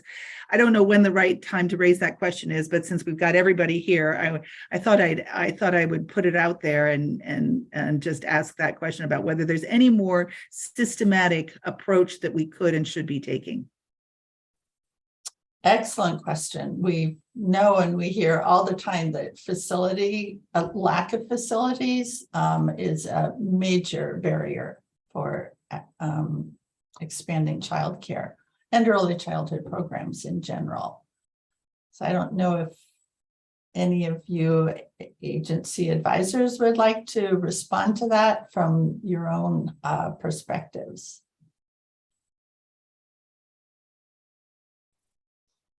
I'm afraid I really don't have a clue about that, where that intersection happens, or where I know that oftentimes when we're preparing the budget, the kind of bonding and capital construction projects are kind of held in a separate container. But I really, honestly, I'm sorry, I don't have a clue where that intersection would happen in our office, but maybe my colleagues do. This is when I would actually defer to Director Bell to talk about some of the pilot work that we initiated through this biennium. Thank you for that, Ryan. I really appreciate this question. This is one that I don't hear very often, and it's it's a bit of an opportunity to nerd out a bit without going too far. So I'll say, at least from our piece, there's sort of two areas where that happens. One, because our projects that we fund use private activity bonds, I won't get into what a private activity bond is, but it is a federal resource that allows us to grow infrastructure. It can grow infrastructure really of any kind, affordable housing, hospitals, airports, really anything. So one of the things that we have been able to do, when I mentioned earlier, the work around care, so the co-location of affordable housing, one of the primary things that we heard when we started to create that framework was this very point: lack of infrastructure, lack of space for childcare development, for those services to actually take place. So part of the funding stack and the funding model that we have created that will sort of help meet this specific need is within those affordable housing developments, within those projects, they will actually have early childcare education space. It is not a space that will moonlight as early childcare and then be used for something else. Part of that partnership is where that childcare provider comes in and they directly articulate what they need out of the construction, what they need out of the building. And then the partnership side on the construction side is essentially to use the resources that we have, stack them together, and to make sure that the construction of the building is built in specifically in mind for early childcare needs. Happy to share more about that, but that is certainly one of the very specific ways that we are working to help meet that need. And we're partnering. Business Oregon had put forward an economic recovery policy option package that includes $7 million for childcare facilities. And so similar, I think, to the relationship with OHCS, you know, they've got the expertise in sort of capital investments, deferring to us on what it takes, you know, what our childcare providers are going to need to access those dollars and create a system that's accessible to a population of folks who don't typically work closely with the state on projects like these. So that's another place where we're kind of partnering and getting to that kind of intersection question. Super. Great, thanks. Thank you, Andrea and Alyssa. Great question, Ann. Other questions or comments that you would like to send back to the governor's office? Kali. Well, I'm just going to build off of Ann's comment. Children's Institute is submitting $100 million, has already submitted $100 million policy option package specific to early childhood facilities. I think what Andrea has brought up is really salient in that this is, when you were speaking earlier, you talked about how we can't be siloed, that everybody has to be engaged across the state, and I would say across departments, in determining how we resolve this issue, because we literally cannot serve the children who need childcare right now because we do not have the infrastructure in any of our counties in Oregon. It is a huge issue. And so I guess my ask would be, one, to support the investment of an early childhood fund, facilities fund, so that we can begin to build and renovate existing infrastructure. But then, similar to what Andrea is doing, look at what you have at your disposal within your department to begin to resolve this issue. I think Oregon has done a really great job, and not to say that there is not room, you know, for growth in dealing with some of the housing issues we have in Oregon, and dealing with the infrastructure around housing, the way Project Turnkey sort of, you know, partnering with the private sector to provide more space. We need to be creative and innovative in this way when it comes to the facilities infrastructure conversation. We need people in both the public and the private sector thinking about this. This is impacting workforce. This is impacting business and economic development.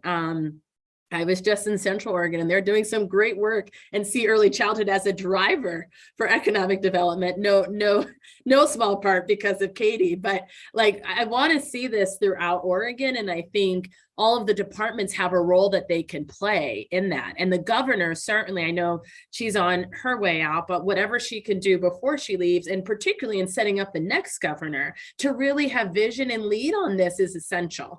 I think everything we're trying to do to support children requires that we build this infrastructure. And then the workforce infrastructure as well. I'll just add that in and say that I hope that we can have the HEC here in the future. I think we have to see the HEC present at this table to talk about workforce development and training for childcare professionals, as well as, you know, workforce investment board folks. But the HEC plays the biggest role in this, and partnership with community colleges and other entities, I think, is essential. Those two pieces are the key for the infrastructure development. Yeah, you are right, Cully. And we've actually talked about seeing if the HEC could be appointed to or could join the council, and Efren as the education policy advisor. I don't know if you have any update on that. Yes, happy to speak about that. So the governor has had her last round of Senate confirmed executive appointments, and her last round of non-Senate confirmed is this year. And I am putting forward Ben Cannon for consideration for addition to the Early Learning Council, and hopefully another one as well. So stay tuned. Awesome. We will certainly welcome Ben, and I'm sure we'll welcome whomever else might be appointed. We'll be happy to send a letter to the governor supporting that effort, by the way. Thanks, Efren. Okay, oh, George, yes. I would just say to add to those conversations, at least in Eastern Oregon, whether it's Morrow County, whether it's Hermiston, whether it's Pendleton, whether it's LeGrand, whether it's Baker, those are the school districts that have done the most partnering that I know of with early learning at having their classroom spaces used or creating or developing facilities within their school infrastructure. So you have, I'll just say, a lot of districts that already give 2 classrooms, 3 classrooms, 4 classrooms for increased childcare. In LeGrand alone, we've given 4 classrooms for childcare just for Head Start and not counting early learning or early intervention childhood. So you've got that funding for that, supporting that, the renovation of those locations at times. Those are things that already have enough infrastructure. The one thing I would say that I hear sometimes from early learning or early learning providers is the facility requirements, the inspection, the how things have to be, how things have to look, all of that. If you can, I'm just going to say, I don't want to water down the quality because I know people don't like hearing that, but at the end of the day, it's getting in the way sometimes of people wanting to be providers, people wanting to do the work because there's too much, I'll just say bureaucracy or too much safety this or doing that it makes a provider or an independent provider or a private provider say, I can't do all of this. So we're going to let the Head Starts do it. And then they don't have the staffing, they don't have the capacity, they don't have the facility. There's a lot of things to kind of tweak. And I think it's expansion, workforce, career pathway, all of that. But also, how do you make it easy for people to have a facility that's functional and make it so that more people can have these opportunities and more families can have childcare and communities can thrive. So somewhere in there, the loose and the tight of it, just I would love for people to think about that too. Those are probably more comments than they are questions. Well, and they're great comments, George, because we'll actually be talking with the director of the Office of Child Care in a minute. So it's sort of a timely segue. So I want to thank Rosa, Efren, and Ryan very, very much for your time here today, but also for all of the work that you've done over the years to support the governor and her very aggressive agendas to make Oregon a better place for everyone to live. So, well, thank you for being here. And also, Andrea, if you may have just signed off, but we certainly appreciate her time and input too. So have a great Thanks for having us. Rest of your day. And you're welcome to stay on if you want to. Thank you all. Yeah, thank you. Great information. Wow. Okay, we are now going to, as I said, hear from our Office of Child Care Director. We'd like to welcome you again, Alicia. It's good to see you. And thanks for being with us. So Council, Alicia is going to talk with us about childcare licensing and regulatory strategies. So this is sort of setting the stage for what's ahead in the next year, probably. Yeah, and thanks for that, Sue. Chair Miller, I am Alicia Gardner. I am the Office of Child Care Director, as you stated. And I'm here to actually talk to you about equity considerations for the Office of Child Care. So within that, there are going to be several things that we talk about that are reforming the way that we think about our work, right? So both of those things are true, but just framing that we are centering this within equity concepts as kind of the center of what guides our reforms. You know, it's not news to any of us here on this call that, you know, our history shows us that our childcare system has been built in a structure that's historically been underfunded, undervalued. It is rooted within systems of white supremacy where childcare duties have fallen upon women of color and also women in general throughout our history, right? And also seen as women's work, not deserving of something that deserves to be paid.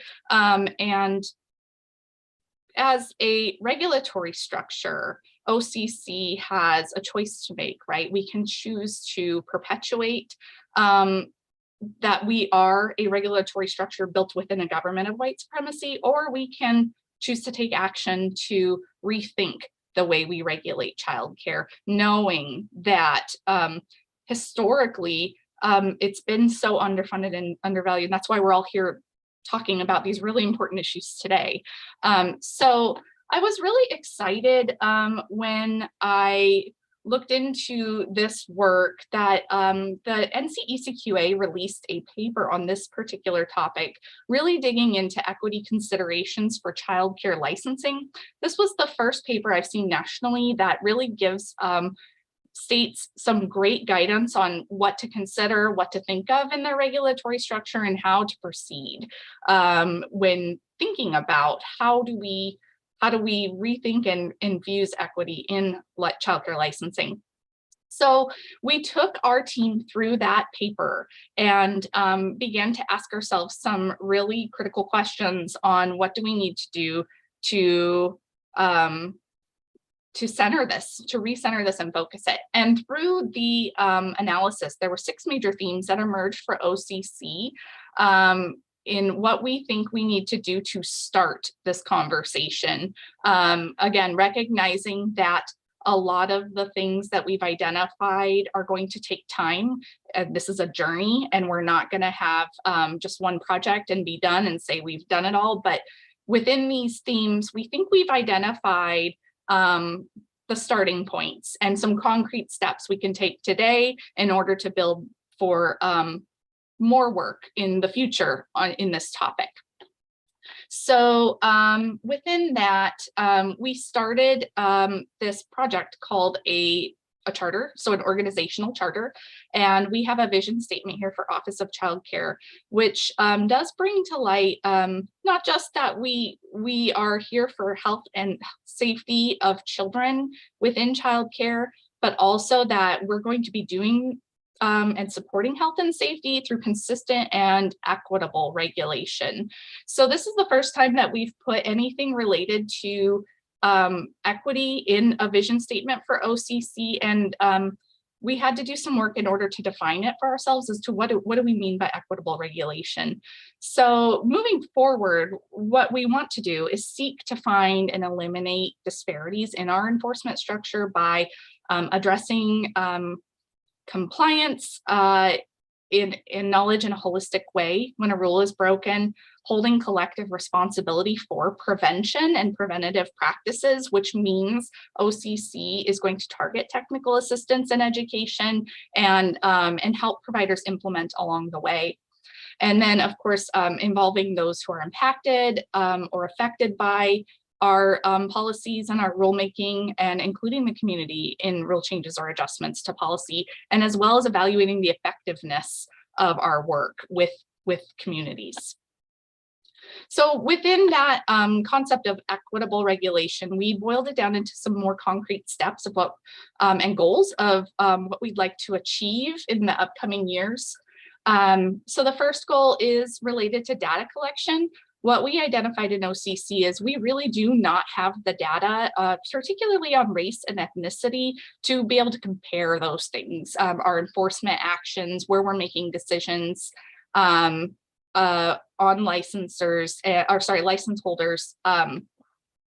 And so that is a goal, is that we want to collect more data. We need to develop KPMs on where we want to see changes in the data and eliminate those disparities. Second goal is one that I'm going to dig into mostly with you today because we have a lot more progress in this area than some of the other areas. And that is related to enhancing our regulatory tools and in a supportive way, and also enhancing our technical assistance. And so we'll dig into more about those. Third goal relates to the consistent part of the vision statement. So it is around OCC growing as a unit and taking the time to, as you can see here, do several things as they relate to consistency. So our managers We need to get more consistent with each other. We needed to work on developing an OCC, all OCC handbook and unit manuals that are streamlined and connected to one another. We need to develop consistent onboarding experiences for all OCC staff. And then, of course, professional development and that charter that I talked to you about earlier. And lastly, our fourth goal is to continue to build relationships with partner agencies, providers, and families and advocates. And we do that by reaching out, joining already set tables, seeking feedback for policies and decision making where we haven't before. We do our engagement with the rulemaking, but we want to seek to strive to evaluate our effectiveness for communities that are impacted and for childcare providers and families. And so we really need to work more to get ourselves out into the community and hear more from different communities. So a little more about data collection, acknowledging that this is just the very beginning. These are some of the things that we were thinking would be the best to look at to start. So once we have data, we want to know who is approved or denied exceptions. We want to know the patterns of violations, in particular the number and severity and how they differ from one group to another. So looking at the disparities of those violations. And then looking at our patterns of enforcement actions. So where are we making denials, suspensions, and how does that compare to the demographic data? In addition to race and ethnicity, of course, we would want to look at all sorts of different demographics. So age, gender, geographic area. So really conducting a full analysis of where our enforcement actions, are lying and where the disparities are, so we can target those places for improvement.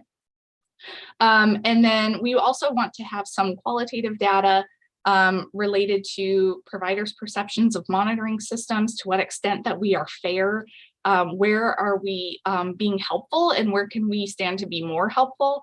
And then, of course, getting data from families is quite important for us on these same questions. So to kind of frame up the current state of OCC, it's particularly as we're making decisions for findings letters and non-compliance, we have a definition of serious violation in all of our rule sets. And as you can see here, a lot of them are more well-defined than others, in particular with E, which is bolded there for you. It states multiple or serious fire, health, or safety hazards are present. And when a licensor is making a determination currently on whether something is serious or not serious, as the violation is concerned, many times we have to look at this E and make kind of a judgment call, right, on is this serious or not, because does it fall into letter E? So what I've discovered is, and what we've looked at in OCC is we're really feeling like this could stand to be defined out more and become more transparent for those who have to follow the rules, because currently this really is difficult for both licensors to be consistent on and providers to understand. So we want to work to make this piece more transparent. And in addition, thinking about serious versus not serious in the way that we respond to when those violations are either or is something we're going to work on. And so the way we're going to do that is through risk assessed rules. So risk assessed rules in a nutshell is taking every single one of our rules in OCC and giving it a risk assessment value. So is that probability of harm, if that rule is broken to a child, a low risk, a medium risk, a high risk, or extreme risk? And in doing that, we then open the door to be more transparent on each individual rule, whether that could be defined as serious or not, and then also providing a holistic picture to what's actually going on when we observe a rule violation. It gives us much more room to evaluate the noncompliance in a holistic way. So from examples on how what that looks like. So with each three of these scenarios, the same rule is violated with both scenarios within this. So what I'm trying to say is, like, for example, the child playing with a cleaner or having it in reach is a higher risk and higher probability of harm than if that cleaner was stored out of reach but not under child-proof lock.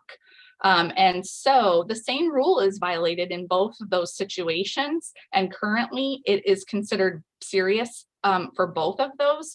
But what we know is the risk of harm to children, if it's up high out of reach, is much lower than if a child actually held that cleaner and was playing with it. Same thing goes for a provider that is that has a pond in their backyard without a barrier that is caring for school agers. And it's going to be a lower risk and lower probability of harm to those children than a provider who's caring for toddlers due to the age and judgment level of those children that they're caring for. And then lastly, we know that a provider who cares for one additional child beyond their allowed capacity for an hour has a lower probability of risk and harm than if a provider cares for 5 for an entire day. So it is taking these non-compliances and looking at them holistically and then assigning a risk value to that rule. And then, so what do we do with that once we have the rules risk assessed? So that leads into how we can use risk assessed rules. We have a working title for what we call the support and enforcement continuum. And we are just in the early stages of figuring this out. So some of the bullets here, these are just concepts and things that we're thinking about at this point.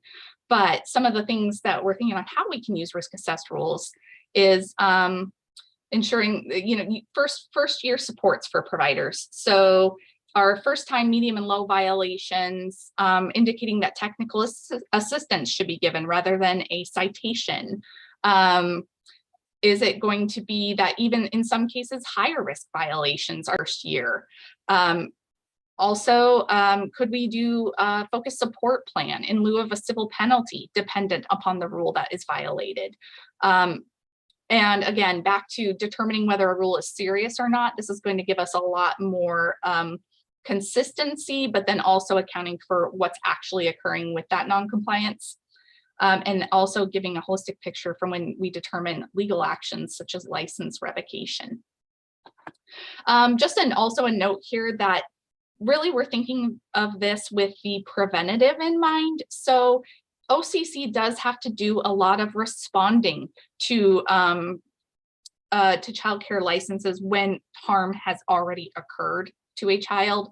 For example, if a provider uses prohibited discipline, or there are concerning supervision issues, or if we get information from OTIS that abuse or neglect has occurred within childcare, those are things that we would want to respond to immediately with a higher risk assessment because harm has already occurred to children. And then thinking about the preventative, many of our rules are set in order to maintain that quality for health and safety and prevent children from coming into harm's way. So that really is where we can have a lot more flexibility with the risk assessment. So I spoke a little bit about this earlier, but we have a focused support plan pilot that we're working on. It's a very small pilot with just a couple of license holders where we're trying out this concept where licensing staff and providers co-create an action plan in order to avoid future non-compliance. So really digging down and identifying the root causes of what is causing the non-compliance and working to remove or avoid those root causes. And I will note that this doesn't always mean that the provider is accountable for those root causes. So sometimes a root cause, and I think I heard a little bit about this earlier, it's like facilities issues, right? Like we know some people can't be in compliance with facilities issues because they don't have a facility to access. So those kinds of things, those root causes are things that we want to find. And in particular, you think about OCC rules, it could be that the rule itself is causing an unnecessary barrier as it relates to somebody's culture, family, religion, and so if we assess that those are the root causes that are causing this non-compliance, we're going to proceed in a different way than if it's something related to ratio, for example. So when we identify those root causes, we will choose a different path, but potential uses could be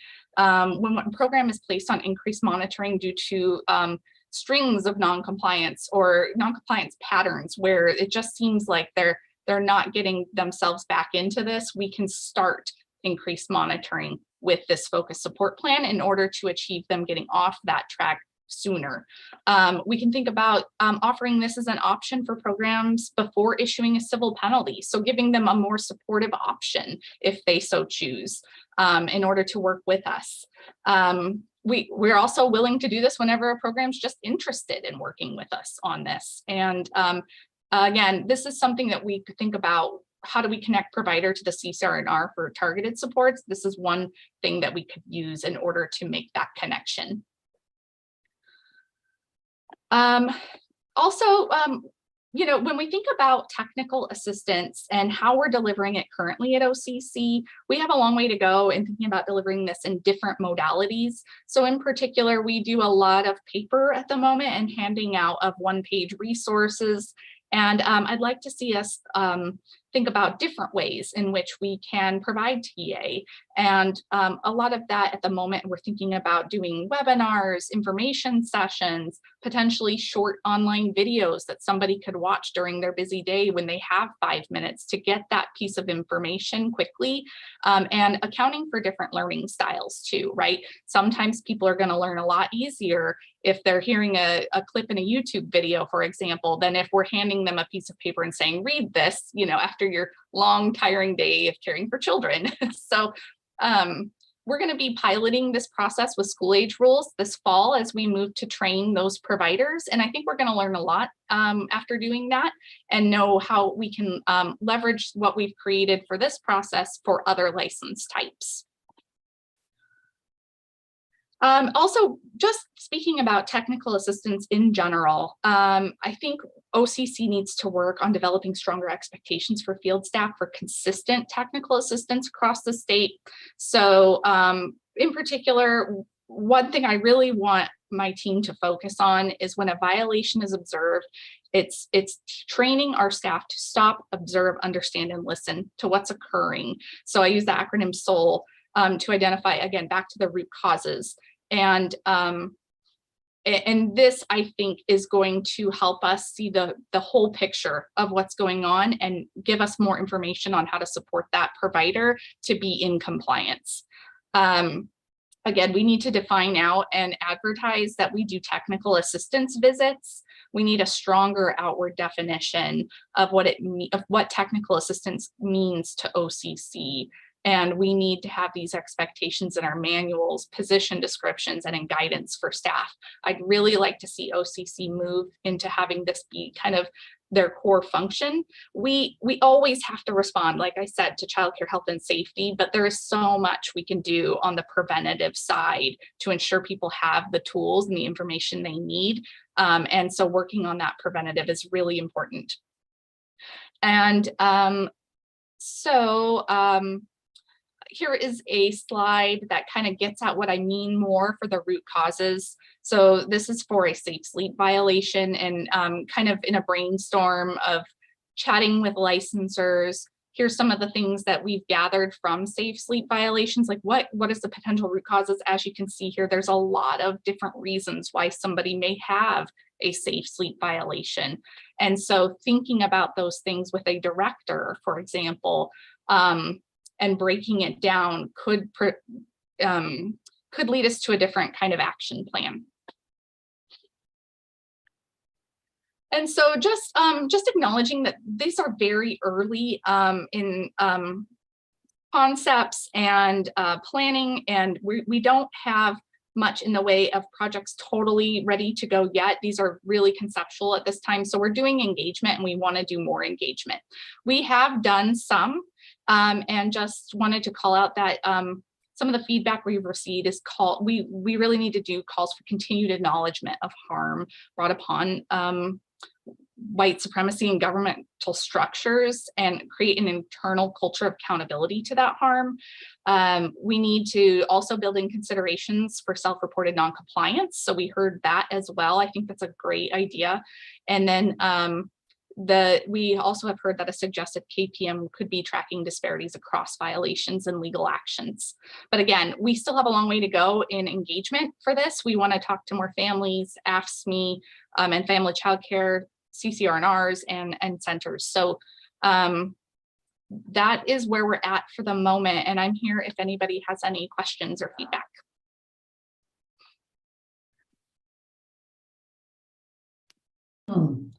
Thank you. Excuse me. Thanks, Alicia. Wow, what a lot of work you're doing and your staff, obviously. Council, do you have any questions or reactions to Alicia's presentation? Peter? And just a comment that the early learning hubs need this information too. So they're coordinating everything in the region, so they need to understand this approach. And I appreciate the approach very much. Yeah, good point about the hubs, Peter. Yeah, I think trying to really, assess those different levels of risk is definitely a good way to go. And I think our partners are doing that in other arenas as well. I just want to mention the Child Care Portal, Safety Portal Ad Hoc Committee that existed 3 years ago. There was a lot of time and energy by family, providers, as well as parents and staff, looking at some of these same kinds of issues, Alicia. So I just urge you to sort of at least look at some of the notes from some of those meetings, because there was a lot of good information that came out of those. Thanks for that. Yeah, absolutely. We still use that feedback today, and I will definitely intersect that feedback with this work as well. So thanks for that call out. Okay, great. Any other comments or questions? Angie? I just wanted to say how much I appreciate the support and enforcement continuum, as well as the different levels of risk for non-compliance. And I'm thinking to myself, this makes so much sense to me. How do we not think of these things sooner, right? I just really appreciate the work. Thank you very much, Alicia. Oh, and today's Alicia's birthday. So we'll say happy birthday to Alicia. Thanks, Remy. Yeah, thanks for that, Remy. There are no secrets around here, just so you know that, Alicia. I'm learning that. All right, thank you. We appreciate you coming to council again and look forward to hearing more. And I don't know if we're going to have rules that are going to apply to some of these changes, Alicia. Is that what's coming down the road? I think so. We're still very much in a pilot stage, so I'd like us to gain more information through the pilot, and also of course lots of feedback externally before we get to that process. But I think that is the end goal, is to try to put more policies and processes in rulemaking. Okay, great. We'll look forward to that. So thank you. And have a happy birthday, rest of your day. All right, council, we are on time. So we're going to take a half-hour break for lunch to stretch and be alive and alert for the afternoon. We have some very important rules to adopt this afternoon. So it's gonna be an important last hour of our meeting, but we're also going to have an exciting report from Peter and Peg about our home visiting system committee. So we'll look forward to that. All right, so we'll see you all at 12:30. Thanks.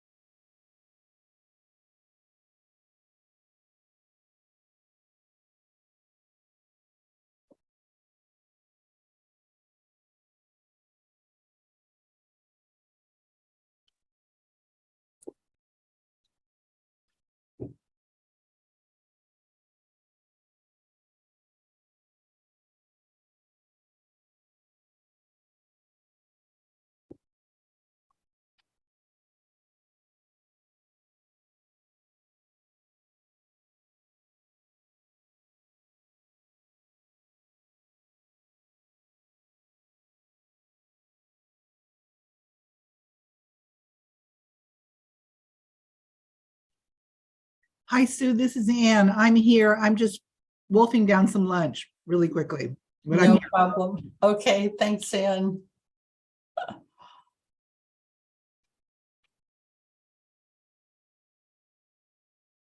Remy, are you on? Yes. Okay, so how are we going to handle the changes, the packet that you sent us this morning at half an hour before this meeting? So next we're up on the home visiting system committee. So we've got to run through those things first. Yeah. We're going to talk about the changes in the rule language that we're presenting in the presentation from John and Katrina. That rule language is also available publicly. Anyone who is listening right now, the rule language is available on the ELC calendar event, which is most likely where you found this YouTube link. I'll drop it in the YouTube chat as well to make sure that everyone has it. But yeah, any updates we're going to be going over in the presentation. Okay, and council members, I don't know if you saw the email Remy sent, I think at 9:36 this morning. If you look down in your email piles with some links to some additional information for this afternoon.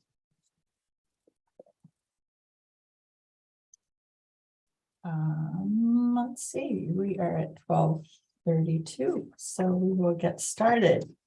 A great morning. Boy, I think we all learned so much from those exchanges with the agency directors and governor's staff, and just getting a sense of this bigger picture, which is what we are all about and what Raise Up Oregon is going to continue to focus on. So lots of things to integrate, I think, into our retreat.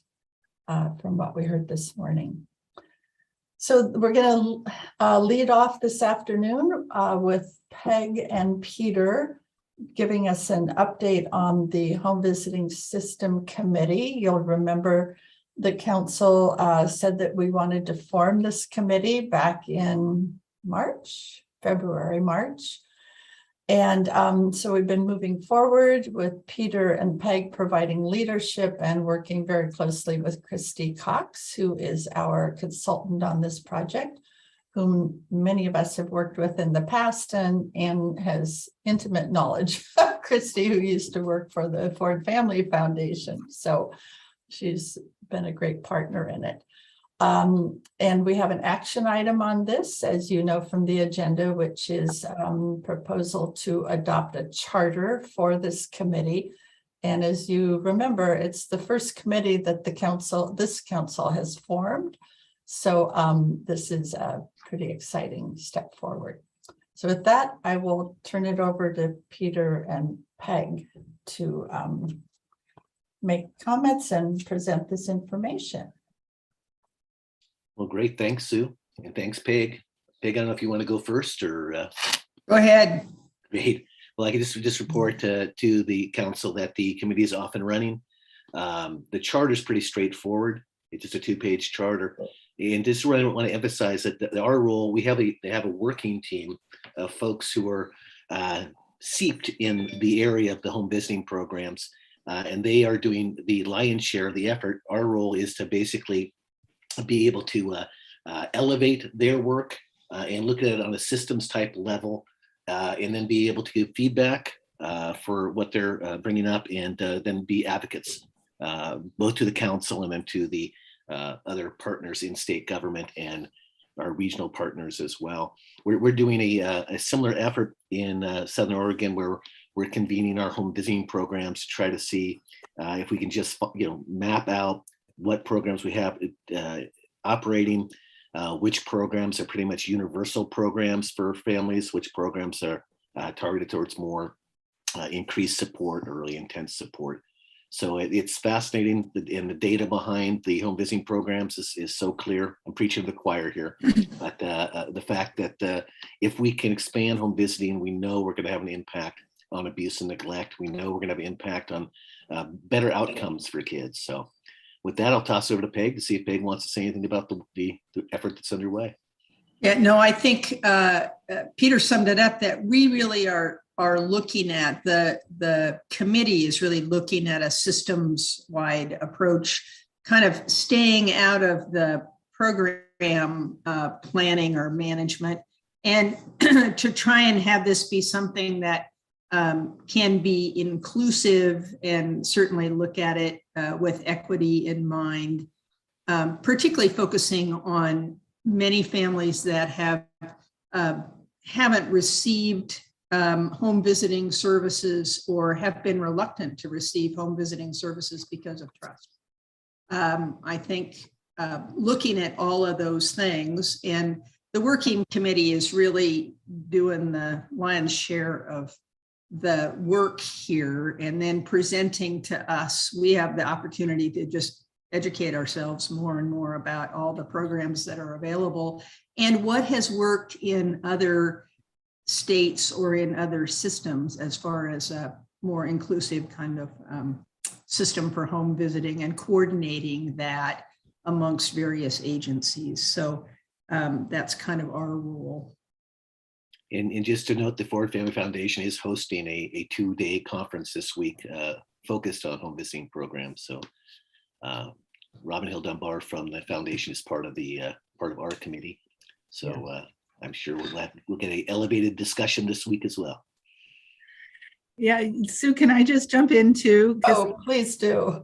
I mean, I really do. First of all, I want to thank Peter and Peg for agreeing to chair this, because you are exactly the two right people to do that. I was an enthusiastic endorser, but you all have the depth of knowledge. But I just want to applaud the committee and the charter and the working team, because I think that what you're doing, which is so important, is starting from what's out there and trying to figure out how we actually coordinate better, and that the coordination is key to improving these outcomes. Because we've, like you, Peter, we've been doing some experimentation and some piloting of this in Douglas County, Coos County, and in Siskiyou County, California. And the key has been sort of doing the mapping that you're talking about, and then finding out, and then realizing that some of the programs are actually oversubscribed, some are undersubscribed. But what's really important is families aren't necessarily being matched to the right services.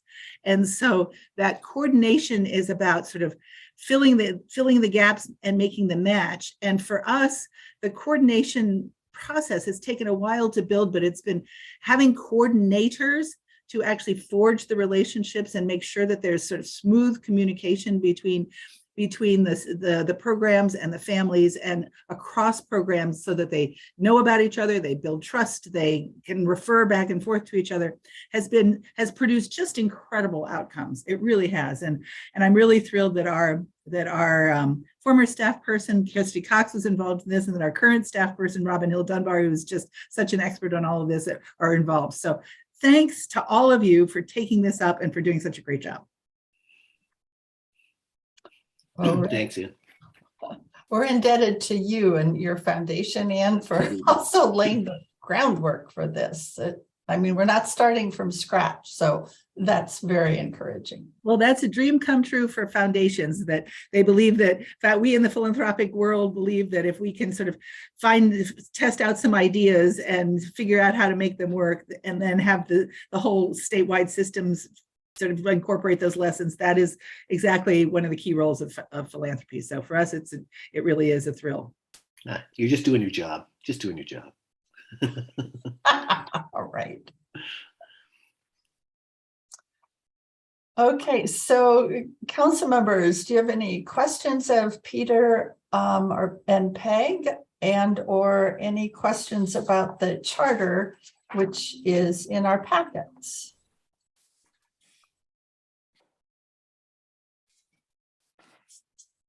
If not, yeah, Peter or Peg, will one of you make a motion, and we'll get this charter on the table? I move that we approve the ELC Home Visiting Committee Charter. I'll second that motion. Oh, right, stepping up there. Any further discussion? Okay, those in favor say aye. I, Aye. Any opposed? Motion carries unanimously. So council, I just want to set the stage here that this committee is on an incredibly aggressive timeline. And they intend to bring to our council meeting on December 14th, that's this year, 2022, recommendations, which will be based partly on what the working team is giving to them, and then sort of their analysis and discussion of those recommendations. So make sure you've got December 14th on your calendars, please. And know that that's when we will be seeing recommendations on how to build a home visiting system for the state. And my guess is a part of it is going to be calling out that we the state need to invest more resources in this work to really have a system develop. But we'll see. So that will be coming up in December. I think like what we've talked about this morning, that workforce is going to be a big player in all of this, particularly as we hope to eventually roll this out to universal home visiting. That's going to require more trained personnel. Yeah, excellent point, Peg. So let's get Ben Cannon on this council. And whomever else, whatever workforce pieces we need, they should be on this council. And All right. I would just add the doulas, the traditional health workers, but the doulas definitely can be a great part of this. Yeah, excellent point, Peter. Yes, we need to be creative and looking at all sorts of resources, and especially culturally responsive ones. Okay, let's move on then to talking about our retreat, which I kind of mentioned earlier, but you all have it on your calendars, I know. And Carrie McCann, our wonderful build consultant, is going to sort of lead us through what that retreat agenda is looking like. Welcome, Carrie. Thanks for being here. Good to see you again. Yes, I have to say Harriet and I are really looking forward to the retreat, and you guys are going to be my first official meeting in person, and very excited for that prospect of actually meeting with people in person. But if I get a little overstimulated in the afternoon, you'll have to have understanding, because I was like, I wonder what it will feel like to be with 20 people all at once, not in boxes. So we're really excited to meet with you. The focus of the retreat is really for you to help set the direction of the drafting of Raise Up Oregon second edition. We really want to build on the progress that the first edition has done and continue to advance toward the vision that Oregon's young children deserve the best start, and that zip code, race, and family income should not predict the health, educational, and life outcomes of Oregon's children. And we're really looking forward to it. So the first day will be centered around a lot of the work that has been gathered. So we are taking the current Raise Up Oregon plan and really looking at its goals and strategies, as well as Remy and some of us supported her in reviewing all kinds of documents from the 5 state agencies, any community engagement and feedback documents, any plans, any reports that mentioned either 3 categories: young children prenatal to age 5, children in general, or families in general. And we were looking for themes, recommendations, needs, strategies that were showing up across the 5 state agencies that are involved in the current Raise Up Oregon, so that you would have information to respond to by the sectors to really help think with us about what do we want to continue, what do we need to modify, and what should be new, and how do we take the lessons learned from Raise Up Oregon, and what is truly like strategic, and how do we deepen the cross-sector work across the 5 state agencies that are really all contributing significantly to the lives of young children and their families. So that will be the first day. The state agencies directors will be joining us after lunch to participate in a reflective conversation about, and we'll give them a chance to see the progress that we did around the gallery walk, to really think through what have we learned, where are the opportunities to move forward. So I would say to you, the theme of day one is really reflect on the current plan strategies and the new information gathered. And then the theme of day three, is to guide the vision and direction of this second edition. So we'll take you through a series of conversations where that can be iterative and kind of build across the 2 days. Sue, do you want to add anything else about either hopes for the meeting or something specific about the agenda? I would say a lot of time has been invested in preparing the materials for us. In fact, over the summer, Remy and Carrie and Harriet spent hours, as Carrie said, combing through our agency partners' strategic plans and their documents, obviously just pulling out the ones that really pertain to prenatal to 5. So there's a wealth of information that has been collected that we will be using as our foundation. They've also spent a lot of time focused on what family feedback they've had. So as you know, we've seen lots of studies about, quotes from families, what's working, what's not working, including our listening sessions that Peter and Kali did. So incorporating that parent feedback into the base for this update of our plan. We're wondering, so do we hold on to the same 3 goals that have driven the first Raise Up Oregon, ready for kindergarten, stable families, network or collaboration and system set up? Or should we be looking at some new way of framing this? So it's really going to take some creative thinking on our parts. We've invited the governor to join us, as I mentioned earlier, for the right after lunch, and she'll be there. And I've invited her to lunch as well. I don't know if she'll have time to come, but we'll be able to talk with her and thank her for her leadership. And then also all of our agency directors will be there, mostly in person, a couple of virtually.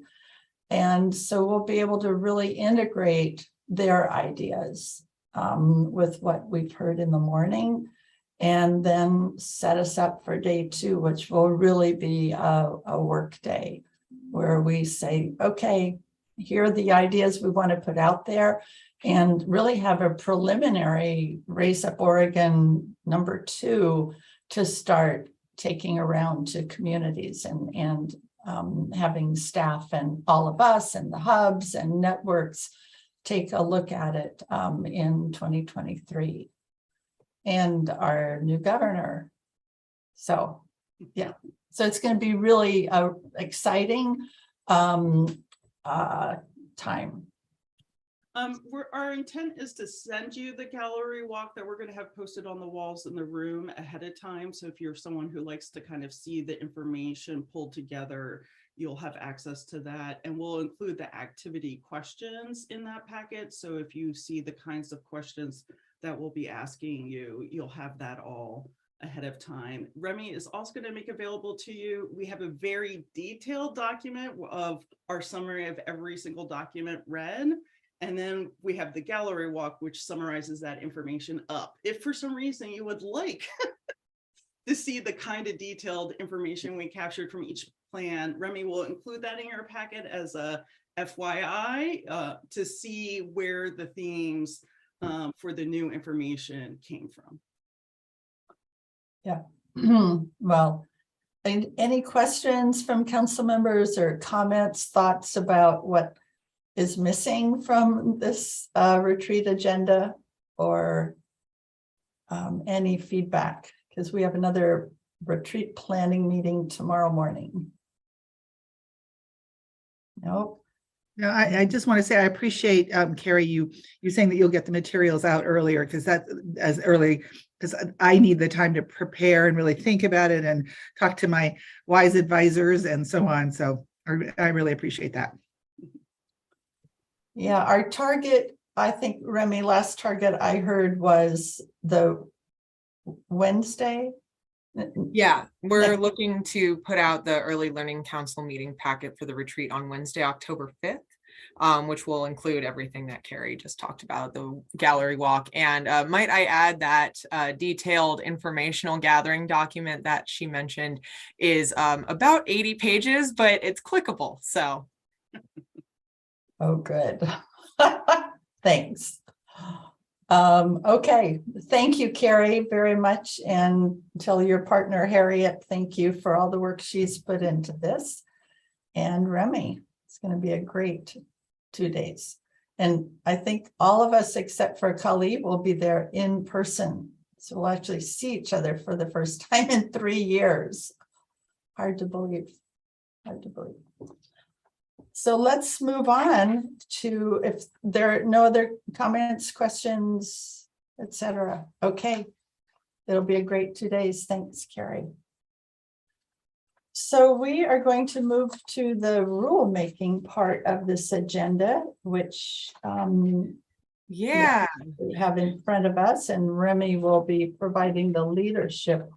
As always, and I'm just looking for the latest version of my agenda, we would invite public testimony or have invited it.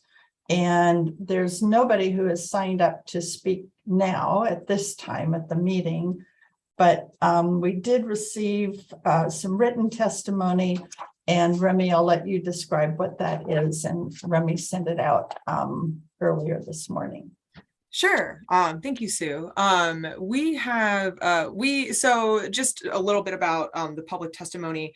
All of the public testimony is about the suspension and expulsion, the early childhood suspension and expulsion prevention program rules that we're about to present to the Early Learning Council.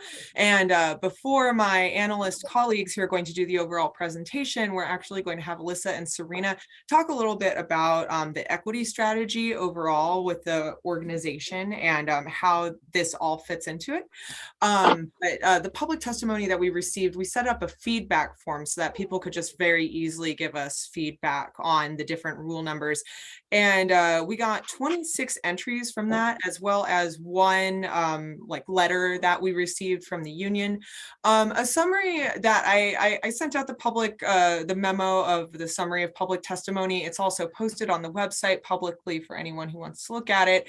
But just a quick summary is that overall, a lot of the comments were actually related to questions about the program design, as well as questions about the current availability of early childhood infant mental health consultation. So a lot of that is actually going to be addressed in the future, and we will talk about that more in the presentation. And then also, I know that we had Khalid Thorne-Ladd was going to take the stage for a second before we started on all of that work. I'm not sure if Khalid, if you're ready. I'm here. Oh, excellent. I'm here. Can you hear me? Yes. Yeah, thank you. Yeah.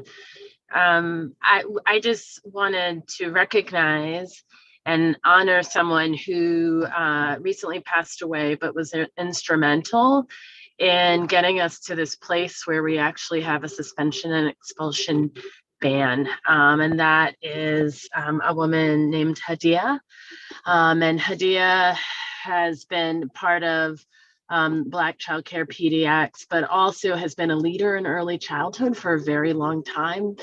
She was an educator and teacher, preschool teacher, was involved with the Helen Gordon Center. It has just done a lot of work to bring focus on equity to early learning over decades. And so just wanted to lift her up into this space, given that this is, I think, part of her legacy and her commitment to children in Oregon.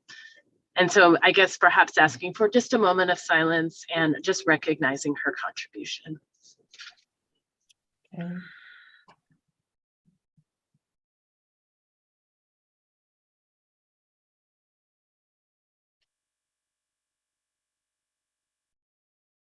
All right.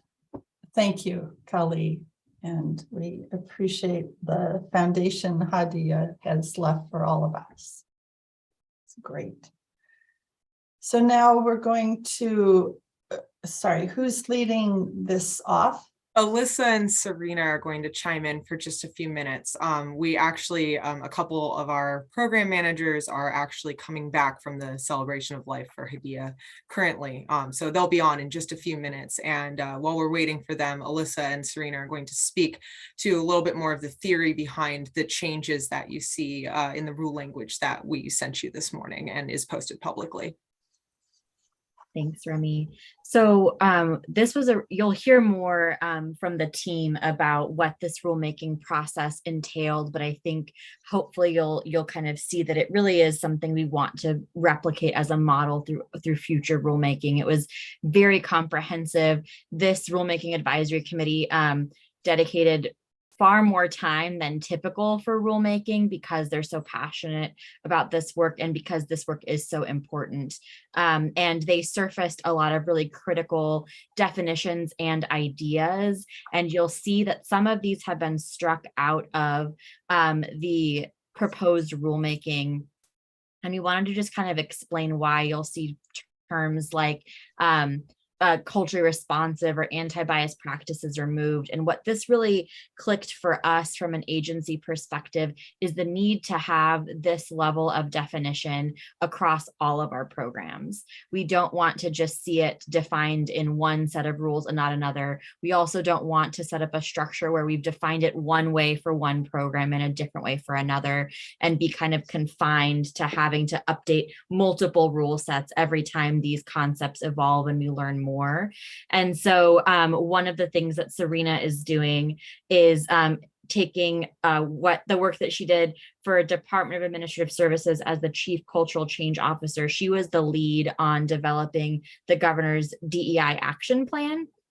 And one of the parts of that plan was a glossary of terms. And so we're taking that as a starting point and then lifting up all of this really comprehensive equity work and terminology that was defined with that early childhood lens through this rulemaking advisory committee process and folding it into this glossary. That way we can apply it across all of our programs and start weaving it into our practices, our grant agreements, and ensure that consistency and flexibility to be able to continuously evolve as these concepts evolve and as we learn more about the best way to take on equity work. And so we wanted to give a little bit of that context of why you're seeing some of those terms struck out of the rule language itself. It's not a rejection of the concept or the work of the committee. We're actually just going to use it in a different way that we think will ultimately give more power to the work than if we confine it to the rule set just for the suspension and expulsion prevention program.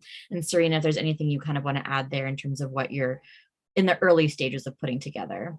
Yes, and I will say, because we want to operationalize it and normalize the work across, like Alyssa said, across the entire agency as we're moving and becoming DELC.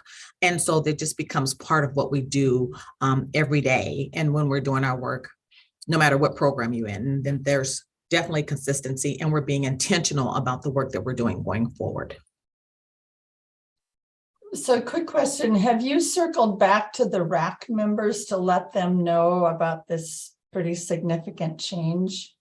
Yes, we were able to join them last week to preview this for them. There are some additional terms as we were kind of taking that lens of a broader glossary and in consulting with DOJ that have been removed in between, but we really came back to kind of say, this is our vision and here's how we want to lift up the work. We've also made a commitment to that RAC that we would like their input on the overarching glossary of terms so that they can kind of see them in the context of the fuller picture and offer feedback through that process as well. And I will add that I do have a semi kind of draft of the glossary of terms that we'll have Remy eventually share with you after a couple of more tweaks. We'll share that draft with you, and it is 11 pages of terms. So we really went a little deep in creating it. So. Wow. Okay, and will the council, that's not something the council will bless or adopt or anything. just be what you use as an agency internally. That's right, Sue. Where I think the council, I mean, I would look to you all, but where there might be opportunities as you're developing the next iteration of Raise Up Oregon, is this something that the council wants to consider as a part of that work? Are there some key terms you want defined? And do you want to set some of the expectations for the cross-sector nature of the work? But our document will be an internal document, so it wouldn't be approved by the council necessarily. Okay, but good point that it would be informative for Raise Up Oregon and those discussions. So that means we just need it by next Wednesday, Serena. No pressure.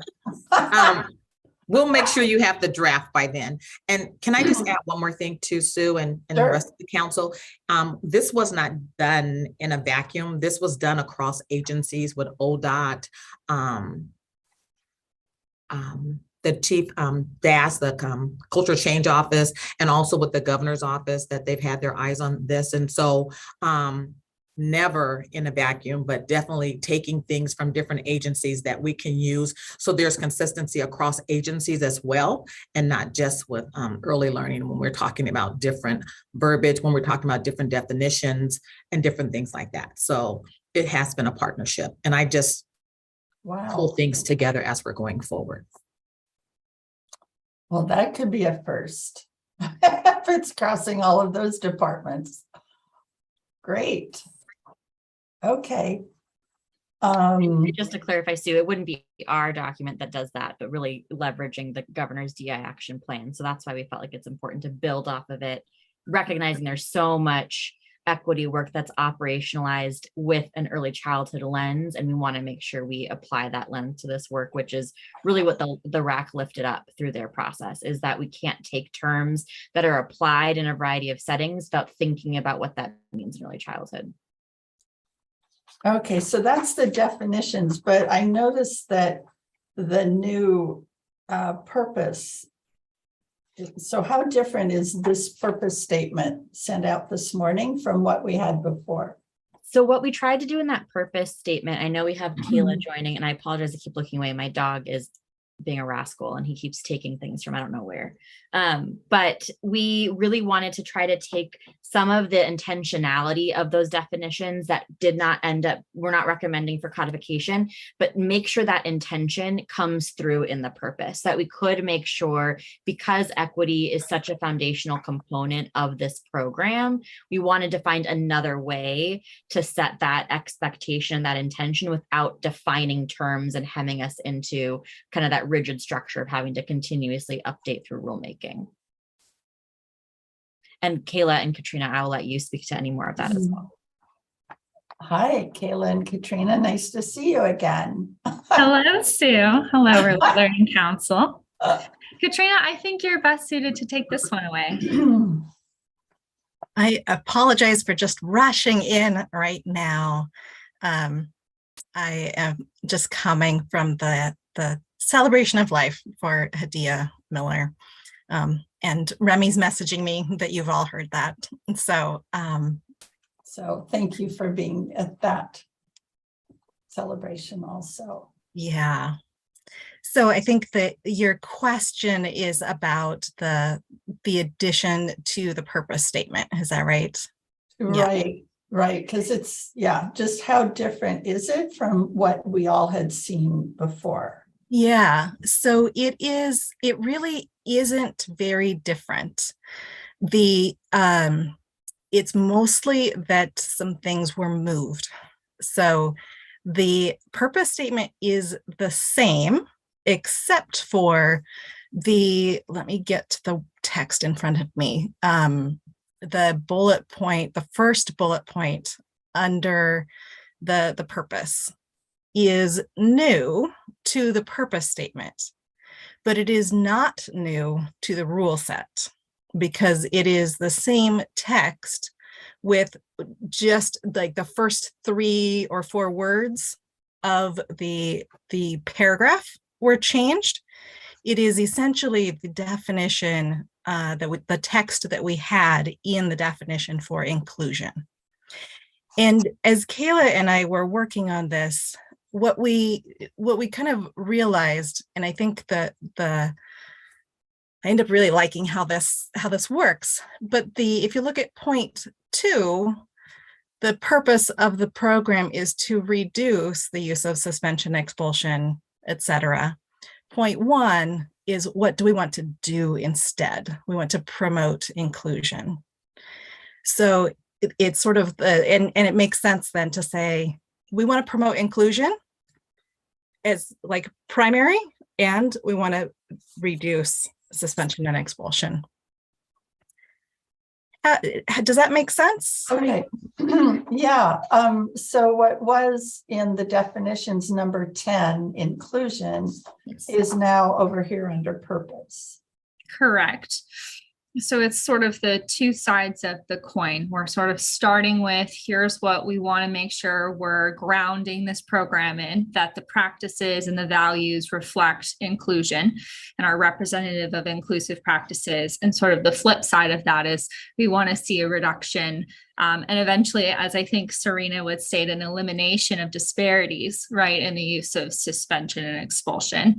The other small tweak to the purpose statement is, I believe, under the 3rd subsection of B. So it would be, I think, 3i. There is an additional sentence about trauma-informed practices and sort of what they should represent and the values that they should carry with them.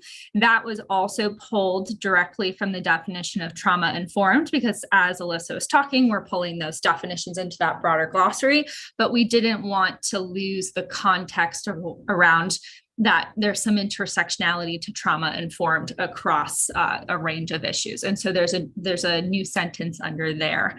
But that sort of represents the changes to the purpose section. It's actually pulling some of those values that are represented in the definitions down into the purpose. Okay. Do we have a copy of this new statement that I'm missing? Yeah, it's a really good question. It was sent out, Remy, why don't you just resend that as I'll re-forward it to the group right now. Suggested before. Yeah, Remy just sent it out like at 9:36 this morning, so I'm not surprised you haven't seen it. But the revision for this rule set is in there.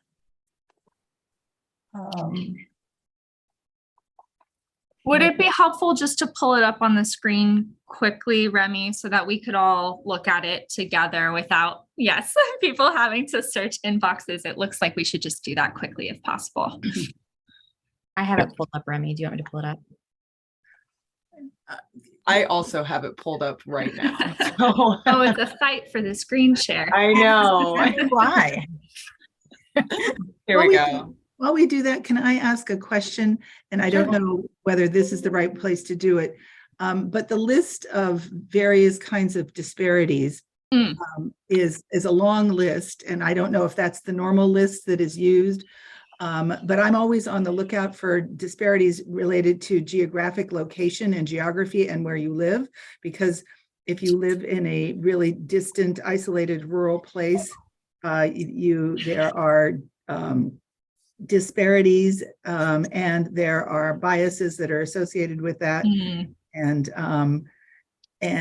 I don't know whether this is the place to deal with that, or whether it needs to be in that more general document that you were talking about that you're going to make that is going to apply across all places. But geographic isolation, geographic location, and we see a lot of exclusionary practices and stereotypes and related problems based on that. Yes, it's thank you for highlighting that. I think it's a very real thing. In Oregon has the urban, rural, frontier areas, and the needs look different in each area. And I mean, this is forecasting forward a little bit, but we're going to be doing a big study on the use of suspension and expulsion. And what we are anticipating out of that is actually being able to regionally look at differences which will help us then as we develop the program to know exactly how to kind of shape things one way or another to meet those needs, those differences that do happen based on geography. That's great to hear. I really appreciate that because it does imply a different kind of support. So I really appreciate hearing that. And so I'll look out for that for when that comes forward. But as a more immediate response to Anne's comment, can we just amend this and add geographic location to this laundry list? Right? That's what Anne, I think, is suggesting or was. And I was asking whether it should be here now as well as should it be in that sort of broader document. So it yes, feels like it's important for the broader document so that you're tracking this across agencies and across programs, the geographic piece. But would you not add it to the, I mean. Well, they've taken out all the things that deal with bias, it seems, on this. Right. Can I Sorry. Can I just say something? So in the glossary, there's listed everything in there and there's the definition behind everything. So when we talk about geographic location, some things happen because of redlining, even still in our communities. And we talk about anti-bias education or anti-bias this. A lot of those things are transferable. So we talk anti-bias is anti-bias and you can anti-bias education. There's different examples to use it. So a lot of the terms are interchangeable. And so again, once you see it, and I'll just have Remy send you out the draft that we started tomorrow, because there's a couple of things I have to add today, but really being really intentional about what we're doing was really important, intentional about who we're talking about and intentional about what we're doing and who and where we're going. So it really makes a difference. And when you add that to that, it'll be added to this. It'll be really important. It'll become more clear. So again, we're not taking out, we're still, it's still there. It's just spread across the whole entire agency, across every last program, everything that we do. And so it's not just focused just in this little section, but we're operationalizing, normalizing. And when we talk about certain terms and certain definitions, we want to make sure that we're talking about systemic and structural racism, and one word doesn't change that, but if we just do it across the system, it starts to change the system and what we do and how we do it, and which really goes into the operationalization of these things. Got it. Okay, thanks. Peter, your hand has been up. So kind of going along with Anne's comment about it and relating it to workforce, we're doing a pilot project here using life coaches, which is not a licensed position, but we have some very skilled life coaches that have a coaching curriculum that we're matching with 8 early childhood providers to see if it's an applicable approach. And I'm looking at the regional service providers language, and I'm just making sure, I just want to ask the question, when you say a mental health consultant, does that have to be a licensed mental health consultant? Because in many of our communities, we don't have them. We don't have enough. Can a mental health consultant be someone like a life coach, or someone who's got or a peer support specialist, or someone with at least expertise in the field of self-regulation and behavioral health? Because I just have a concern about the workforce issue. Yeah, so Katrina, let me give, I think, the overview of the rule answer, and then I think I'll defer to you on sort of the program and the contracting. But Peter, I think one of the provisions in the statute moving forward that we'll have to consider if we need some rules around is sort of the qualifications, the skills, the training that some of these providers, whether it's the regional service, mental health consultants, or any technical assistance providers, the ones who support sort of the warm line or the intake pieces of this program. we can think about establishing what that set of criteria for skill set or education is. But because this is a brand new program, and I think, as you're saying, the market hasn't really developed underneath this yet, and I think this program is going to do a lot to prop it up as it goes along, we don't want to put the cart before the horse and start layering in those requirements. So I think at this time, there's no expectation of those credentials that you were speaking about being absolutely required. But as we move forward and we evaluate service provision and how, like, you know, the services are actually being delivered, are they meeting the right targets and criteria, we might want to come back and reevaluate that as the market props itself up a little bit. But Katrina, I don't know if you want to talk anything about, you know, the granting or contracting, if that'd be helpful as well. Yeah, and hopefully in a moment here we can shift over to the PowerPoint and kind of run through a number of the different kind of questions and concerns that we've heard. But I think that question that you're raising around those credentials is really, it's such a multi-layered question, and it's something that we need to spend more time on. In general, speaking across the board, mental health consultation positions are really an advanced mental health kind of role, which is not to say that that can't be done without a master's in mental health. So I think there's a lot of pieces for us to really explore and be in conversation with during the coming months and ongoing. And I think Kayla's right also.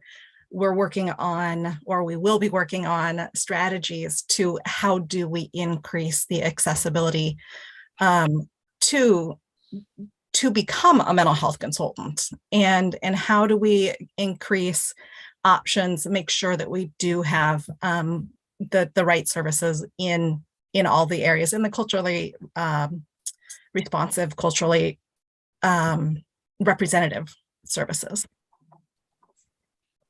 Okay, so Katrina, why don't we go on to your PowerPoint? And I'm guessing that may answer some of these questions, or there may be others as we go through it. Sue, I'm sorry, this is Anne. Oh yeah. Can I just push one more time on this question of geography? As I'm rereading the purpose here, and I see the result, the revised purpose is that children of all race, ethnicity, age, apparent, blah, blah, blah, blah, feel a sense of belonging and membership, develop positive. Can we put and geography also? Because I feel like deliberately saying that we want to make sure that kids who are geographically isolated in, say, rural communities also get to feel a sense of belonging, membership, and develop positive social relationships, friendships, etc. Is there any reason why we can't include it right there?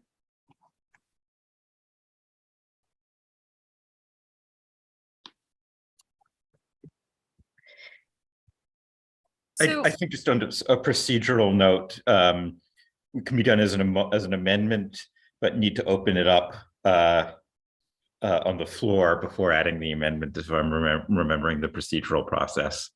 Yeah, we would have to do that, David, but I think this is what I suggested about 10 minutes ago, and I thought the decision was, no, you don't need to do that because we're going to do it in this glossary that we're going to see.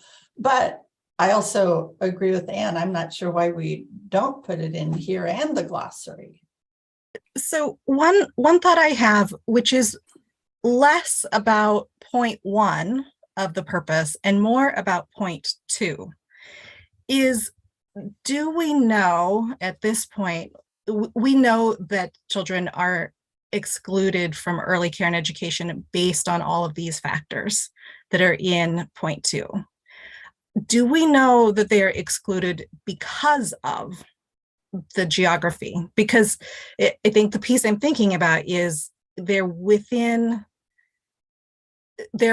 may still be disparities, but the given program that they may be excluded from is probably in the same geographical area.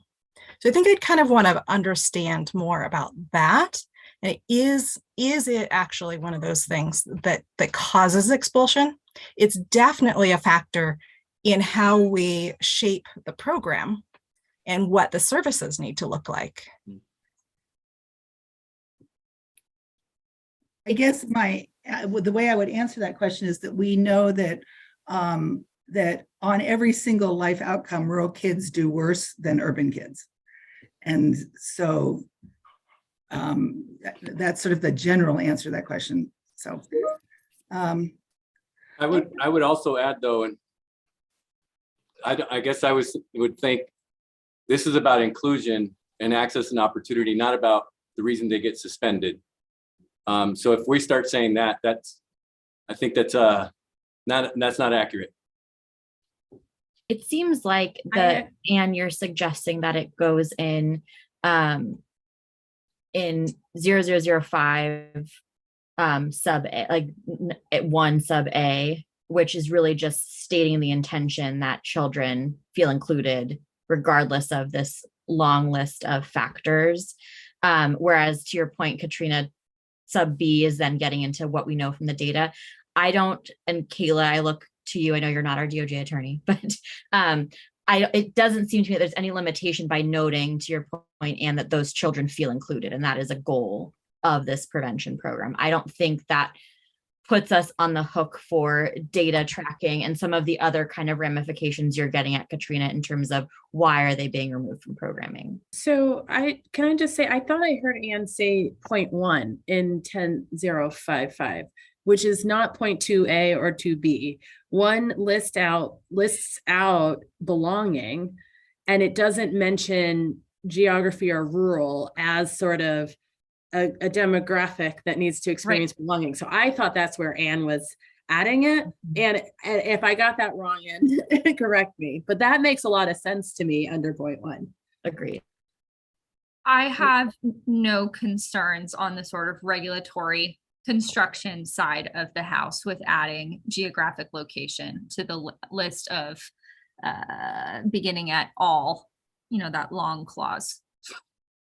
To David's process point, I want to make sure we can do it and that, we do it in the way we need to, but.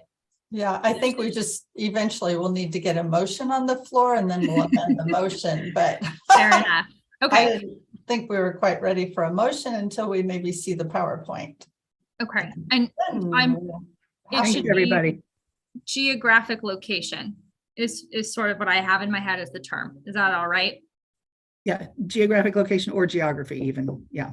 Okay. Thank you. Thank you for listening. Okay. All right. No, perfect. Good point. Does anyone else have their hand up in all of that? Kali. And then we're going to go to I did, but I don't know if this is, I have a suggestion also. I don't know if now is the time or if I should wait. So how about waiting? Let's get Katrina's or Kayla's PowerPoint through. And then, yes, we will come back. We'll get a motion on the floor and then start amending as needed. Okay, we're ready. Let's start this. All right. Thank you. And yeah, lots of good discussion. All right. Yeah, so thank you for the chance to be here. So I'm just going to go through these fairly quickly, and then hopefully we can have lots of discussion as at the end. But first of all, I'll go over a kind of a broad timeline. We'll talk about the membership of the Rulemaking Advisory Committee, an overview of the proposed program rule language with feedback and our responses, and then at the end, a vote. Yes. All right, so here is the timeline from July 2021, when House Bill 2166 and Senate Bill 236 were passed. That's kind of what started this whole process. And then between March and September, March and now, the program was funded. Oh, I see an error. It was not House Bill 2022. 5022. Somebody can look. 2166, House Bill 2166. There was a different one that was actually provided the funding. For the program, I think it was all in one, but I'll check for that. Let's keep moving. Yeah. Okay. So then I said staff were hired. That staff is me. And then we convened the Rulemaking Advisory Committee, round one. And here we are today to present the rules to you. What we're anticipating going forward is a lot of community engagement around program design. And we are partnering with Trauma Informed Oregon, who will really be taking a lead on that. We'll have an RFA, RFP process to identify regional service providers. More on that in a later slide. Then we'll be getting those contracts out, and program services or planning grants will begin around June of next year. And there's a little asterisk here because of procurement capacity. These timelines really are sort of contingent on when things are able to get out the door. So then in next summer, we'll come back with a second set of rules, which will address provider requirements. At this point, there are no requirements for providers to access the program. Again, more on that in a later slide. And then we'll come back to the Early Learning Council again. And then across 2023 to 2026, we'll continue to develop and implement the program. We'll convene a rulemaking advisory committee again in probably 2025 to look at the rule set for specifically related to the ban on suspension and expulsion. And then we'll be back again in front of the Early Learning Council. And then eventually it will, the ban will take an effect on July 1st, 2026. And thank you, John. John just messaged me. This was supposed to be House Bill 5202. So we are also, I mentioned earlier, the research study that we are contracting with a national researcher who is an expert on studying suspension and expulsion in the context of a ban. And also a local researcher who is a culturally representative. And that will be taking place kind of essentially between now and 2024. All right, let's go to the next slide, Remy. So just a quick listing of who was part of the Rulemaking Advisory Committee.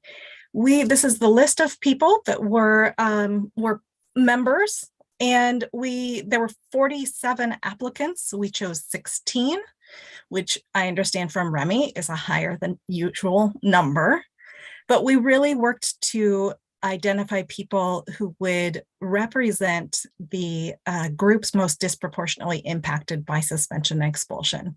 So people of color and families or professionals representing children with disabilities.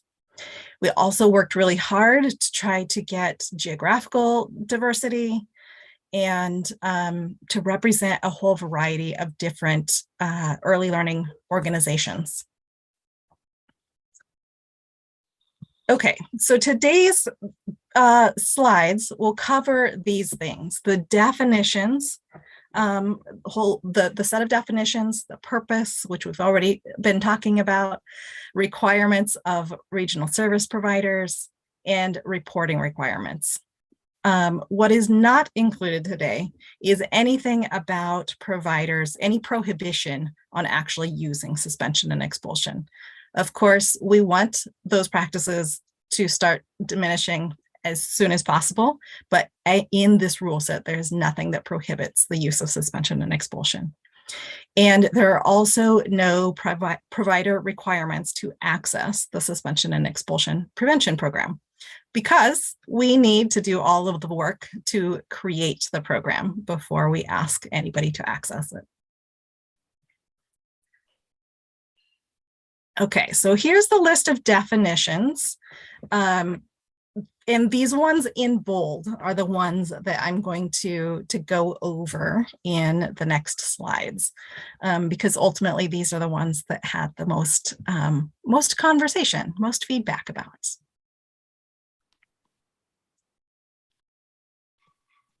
Katrina and Council, let me just say we have about 13 more minutes for this item. So we're really going to have to power through it and pretty much just focus on questions. Okay, so let's not read the definition. I think hopefully you all have it, but let's go on to this, and I'll summarize this as quickly as I can. So there's been a lot of conversation and feedback around in-program suspension, that sometimes children need a break for developmentally appropriate reasons, and that shouldn't count as in-program suspension. So we've added something called supported break.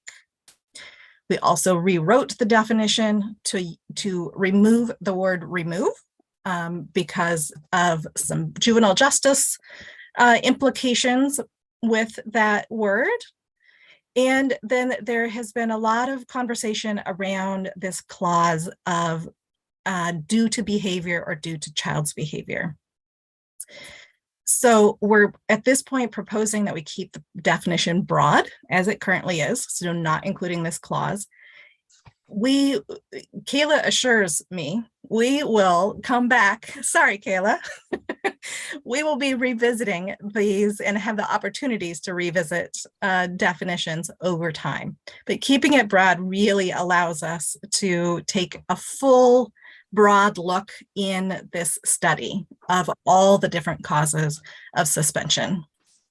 And this also applies, it's on the slide for suspension, but it also applies with expulsion.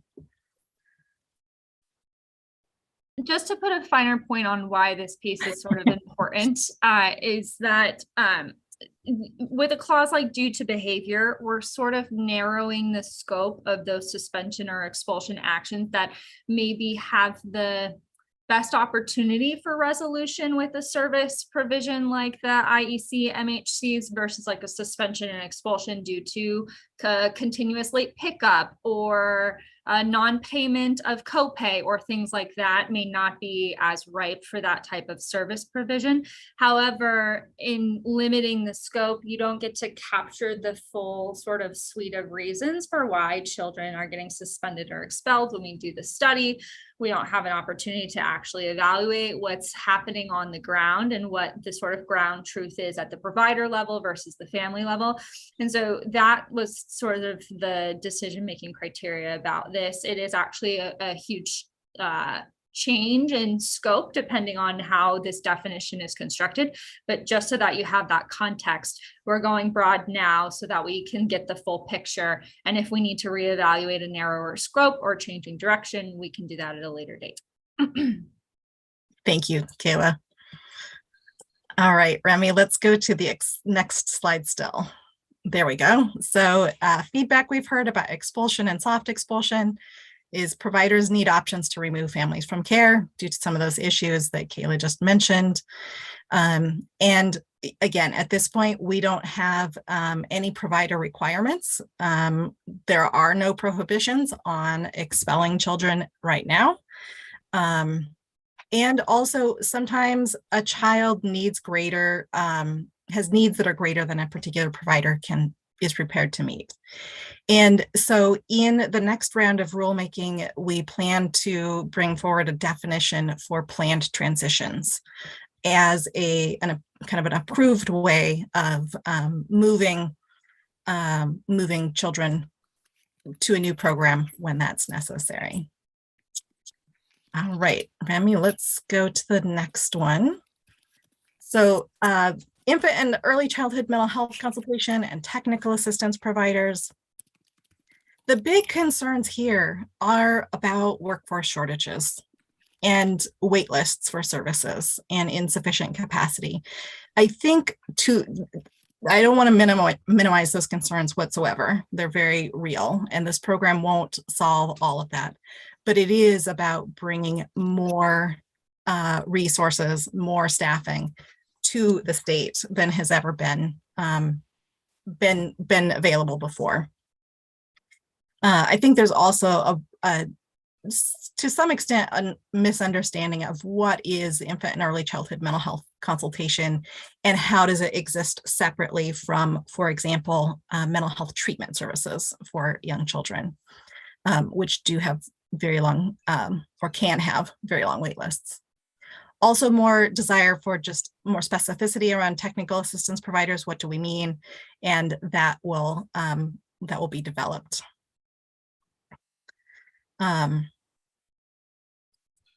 Okay, and next slide, Remy. And one more. So So this is one of the questions that we got. What is an example of a regional service provider? And it's an excellent question because they don't exist yet. They will be developed. We will have this RFA, RFP process to across 15 regions. Entities within each region will be able to apply to become a provider of mental health consultation services. And that those will be the regional service providers. And there's also been a lot of concern about will services be provided in a timely manner? That will be addressed not in rule, but in contracts with organizations.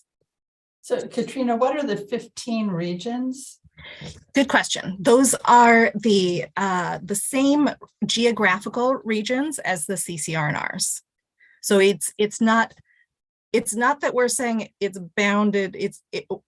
It's not that these regional service providers will necessarily be CCR&Rs, but we're using those boundaries because they already exist, and because then some of the other warm line and coordination that will happen will be able to happen in an existing region.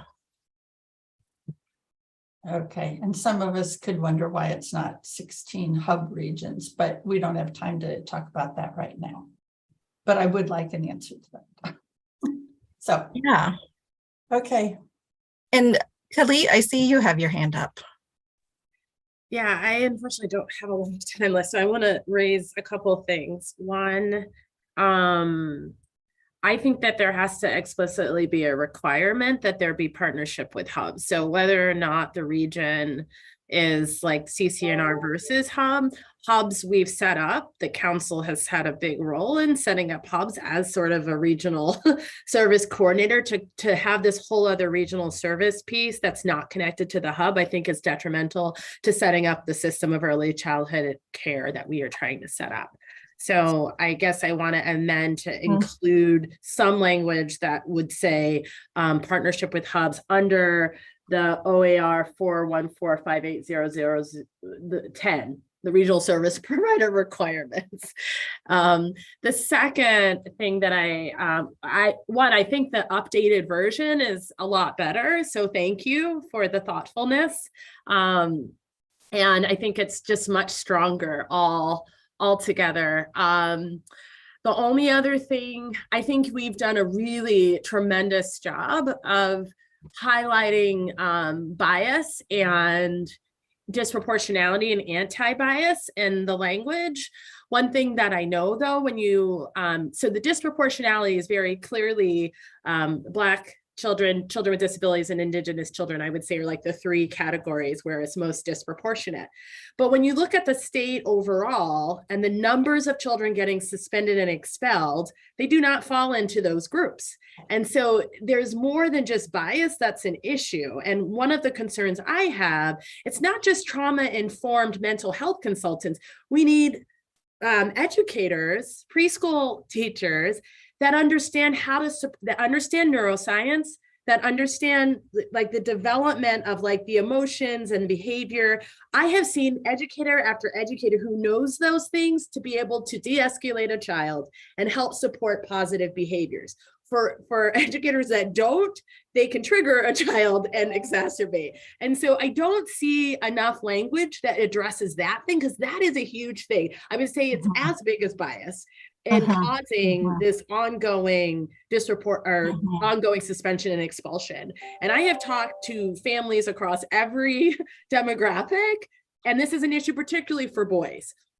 And so I guess I want to ensure that there is language that says that in terms of the purpose, that we are developing knowledge and skills in, I don't know, behavioral health and neuroscience, so that we can begin to support this not happening. And I because of the mental health shortage, it cannot just be technical assistance. Like everybody who is in a classroom has to understand this stuff if we're really going to do something about it. So those are my two. Yeah, thank you. Yeah, there's are a multitude of reasons why children get suspended and expelled. It is not just racial bias. The one of the conversations that we've had in the development of this is this whole section on regional service providers. We will need to, in a future rulemaking opportunity, come back and add a lot more detail to what the expectations are for regional service providers. But we will, it's like we need to do that work. A few of us had that conversation of like, well, we really should see more in this rule set around this, but we just literally don't know exactly what those things are going to be yet. So it's like there is an accountability piece for us through statute that will require us to come back and add more. I am in terms of the purpose statement piece that you mentioned, I think some of that, and maybe there's additional language that we could add, but I think some of what you're talking about is in point, let's see, on the document I have in front of me, it's 2A. I don't think it's A in the document that Remy sent. It'd be the little I. Yep, I see it. Which is, so those 4 subpoints point to the different areas of the program. It is not going to only be mental health consultation. It is about looking at our whole, like what's the professional development that's happening? What are the gaps? What coaching do we need? It's going to take a really big look at that. And we're going to have, again, a whole lot more idea after that big study. And as we go on and do a lot of the community engagement with our partners around the state. And our technical assistance providers, and for the moment, I'm gonna say anybody who is supporting early childhood educators who's not a mental health consultant, although this also applies to mental health consultants, but how do we make sure that, for example, the coaches at CCR&Rs have all of the supports and training they need to be able to support educators? And so really kind of taking a multi-layered look is like, what do we need to provide for providers? What do we need to provide for our technical assistance workforce? What do we need to provide for our mental health consultation workforce? And let's work on coordination, everybody working together, which is what the point 4 is, the little point 2.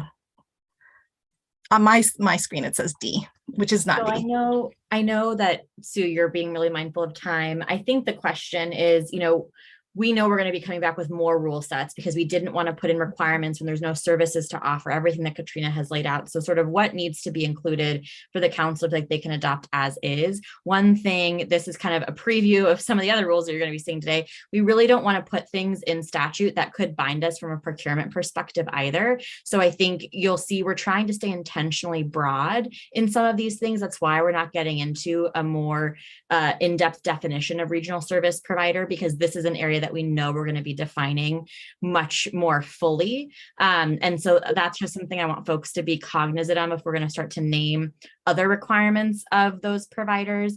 I think what Katrina's also naming, and Kali, what you've highlighted as well, is why we're looking at the CCR&R regions, because the CCR&Rs are the ones that we're paying to provide that technical assistance and support to providers.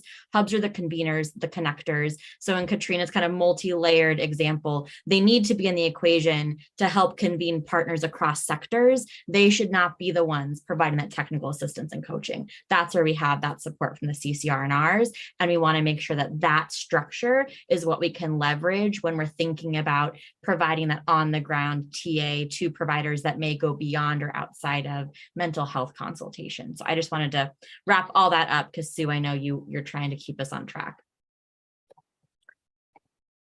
Thank you, Alyssa.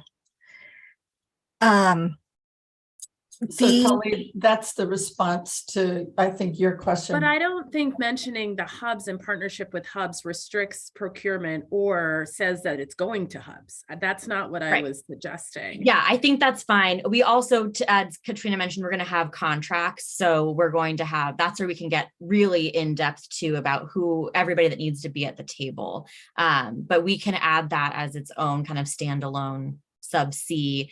I think my question to the council would be, if we're going to name the hubs, should we also name the CCRNRs, since it's actually the CCRNRs, they're going to be the more in-depth partner in terms of on-the-ground service delivery. So I think that's the other, once you start naming one, where does it stop and what needs to be in rule versus in a contract or grant agreement?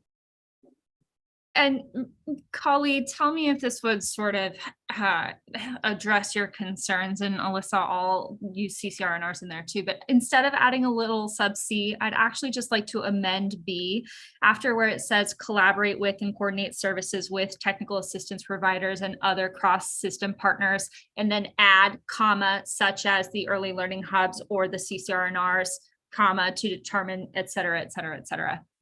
I think that that's a quick way to name those two entities and get in that collaboration without adding an entirely new subsection. But I'm not sure, Kali, if that addresses your concern.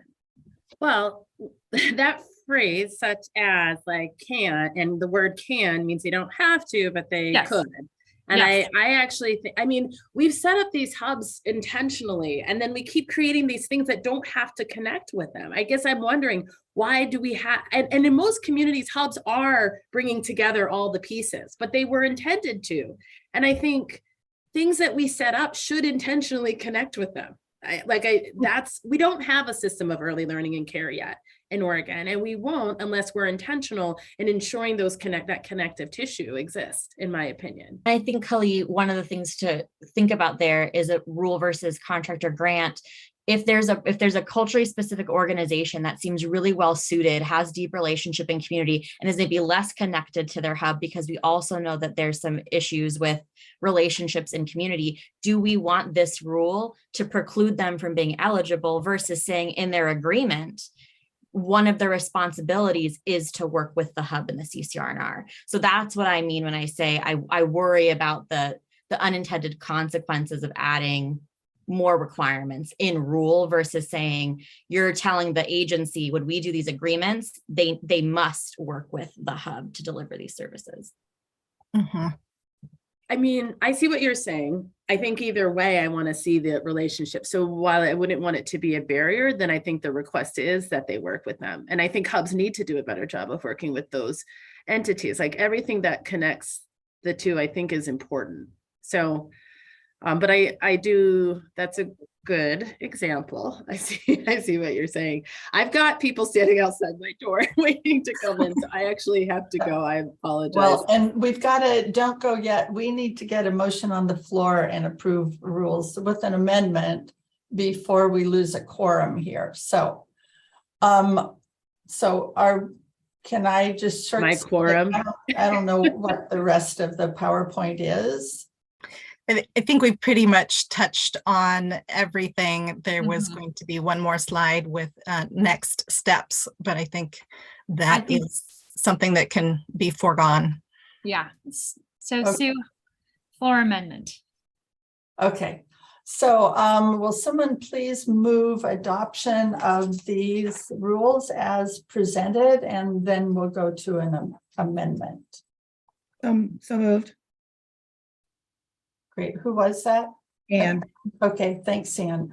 So Anne is moving the suspension expulsion prevention program rules as distributed to all of us. So is there a second for that motion? I'll second it. That's Peg. Thanks, Peg. Okay, any amendments to that motion? I will not make an amendment. Thank you for the opportunity, though. We can just proceed. Well, you can put in geography. I think everyone's on board with that, Anne. Okay, if we could change that to is that the one to include the word geography? I would like to amend that the word geography be inserted there. Okay, so this will be in the 0005 purpose statement, number 1, Yes. on what we got from Remy. And it'll go in, so they're families of all race, ethnicity. It'll go in that line, right? Correct. Probably wherever, It'll go after, I believe, gender identity. And if you wouldn't mind, I'd like it to say geographic location, just because I'd Yes. like it to be applicable to the person and not the subject. Okay. Very technical, but so geographic location after identity, Remy. okay. Is there a second for that amendment? I'll second. Thank you, Kali. Okay, discussion of the amendment. All right, hearing none. Those in favor of the amendment, please say aye. Aye. Any opposed? Motion carries. Okay, any other amendments to the motion on the floor? If not, we will go ahead and vote on the motion, which is to. So I just want to be clear, we're going to add specificity around hubs to the contracts, but not the rules. And how does the council know that happens? I mean, there's a lot that's going to happen before the contracts. Okay. So we can definitely commit to coming back and making sure you're aware of the language. And are there any other requirements that we need to be including? Okay. Yeah. Okay, ready for the motion? Those in favor as amended, please say aye. Aye. Aye. Aye. Any opposed? Motion carries. Okay, oh, thanks. Thank you all. Yeah, and we still have a quorum. I wanted Kali to be on that. Let's see, 1, 2, 3, 4, 5, 6. Okay, because we still have more rules to adopt here. So next up, school age center rule set. Alicia, welcome back. Why, thank you.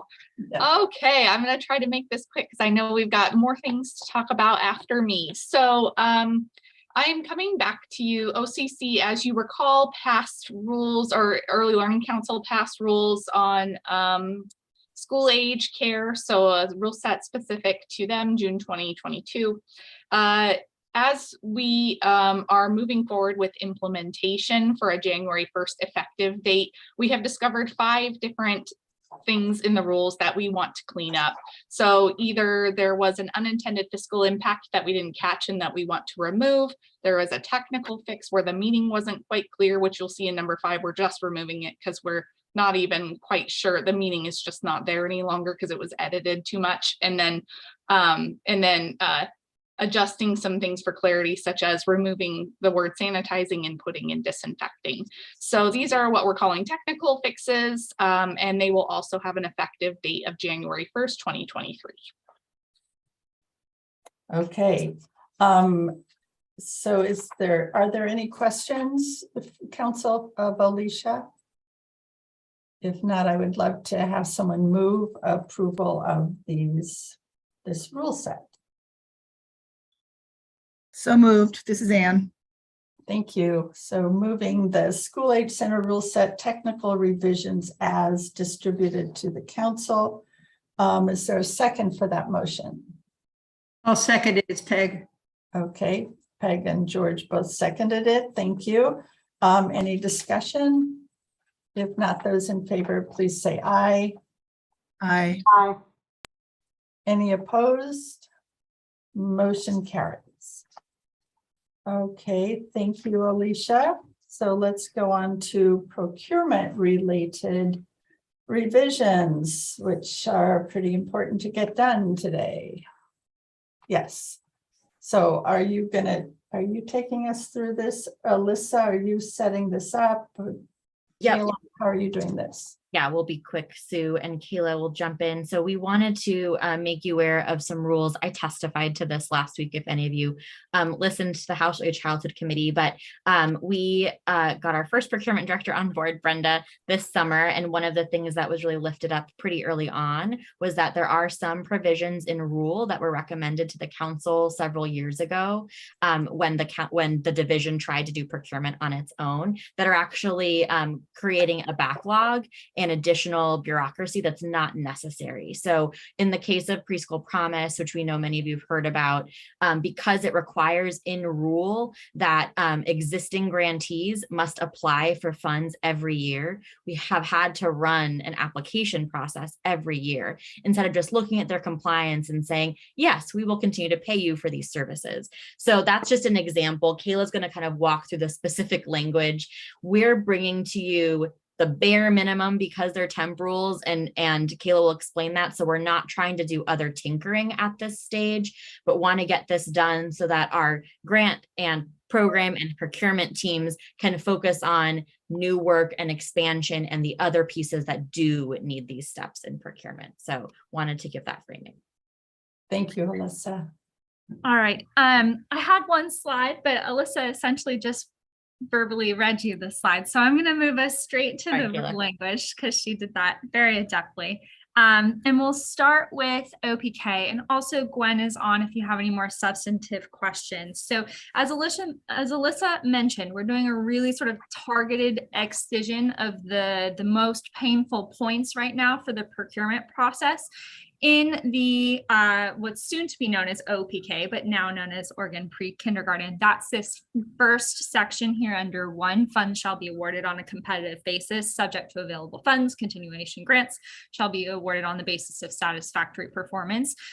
Procurement is already sort of directed at its most basic level to do things on competitive basis. And depending on the actual procurement vehicle, there are other options as well. And so this is actually sort of dictating to procurement its own processes already in a way that's a little bit misaligned and causing some problems with utilization of the full suite of procurement vehicles. And so that's why this excision is being proposed. It is this particular phrasing is not in the other 2. This is the only phrasing that will be sort of seen in the 3 rules that we're reviewing today. But Remy, if you would move us to the next 2. And we're essentially making the same changes in Preschool Promise and the Early Childhood Equity Fund. I'll take you through both, but they're, in essence, the same rubs, so to speak. So applications is not the only way that procurement does or convenes procurement processes. They also do sort of requests for proposals. Limiting us to just applications limits the actual vehicles that we can use in procurement. So as a quick fix, we're just proposing to add in the word proposals as well, so that we can sort of have a different range of options. And then in subsection 2, which we're proposing to remove, as Alyssa mentioned, geez, Alyssa, every time I go to say your name, I give you a sh in there. As Alyssa mentioned before, we're sort of self-prescribing or layering in requirements for us to do an annual procurement process, which isn't allowing for us to do things like multi-year contracts or contract amendments. It's causing us to go back to the drawing board essentially every year, which means that also our providers have to go through the same bureaucratic process. And it is a bit intensive of going through procurement year after year when we could use sort of more efficient and just as effective sort of procurement best practices moving forward. So as a temporary fix, we're proposing to remove this requirement that has that annualized component to it. And so that would be striking number 2. And so the addition of the or proposals language and this the removal of the sort of annual requirement is also carried through in the next rule for the Early Childhood Equity Fund. You'll see the same language added into subsection 1 and the same excision of that annual requirement in subsection 2. It is a little bit more robust in this rule. I think that was just the nature of the rule development process. I wasn't here then, but my sort of best guess here is this was just a little bit more robust of a program at the time it was developed. With that, I think that's my 30,000 foot spiel. Does anyone have any lovely technical procurement questions that we can answer for you? I know they're everybody's favorite kind of question. Any questions from anybody? I think we're all on board. Anything we can do to speed up procurement so people actually get the money that's been allocated would be wonderful. Well, then in your last minute of your council meeting, you can vote. Great. Who would like to make this wonderful popular motion? I enthusiastically make this motion. And I Thank will you. second. All right. Anne and Angie has seconded it. Any discussion or questions? If not, those in favor of the motion, which is to approve these changes to, well, procurement related revisions as distributed in our packets, please say aye. Aye. Aye. Any opposed? Motion carries. Thank you. And thank you, staff. I know you have spent many, many hours getting this to a point where you could bring it to the council. So we appreciate the time you all have spent, much of which was beyond 5 p.m. in the afternoon. We are out of time. I'm going to suggest, unless Alyssa overrules me, that we just ask council members to read the upcoming rule changes that we'll be seeing at future meetings. And really makes sense. And apologize to whomever was supposed to. Oh, Alicia. Well, she probably won't mind. She's already been here. Okay, thank you, council members, for great conversations today. Really important discussions and input. And staff, thanks for getting this agenda set up so that we could have a positive meeting. And I'm very excited to see all of you in person on October 10th in Salem. And we will be doing an informal, no agenda dinner Monday night. So let's all try to get together and just celebrate being together. Okay, thanks everybody very much and have a great rest of your day. Thank you so much.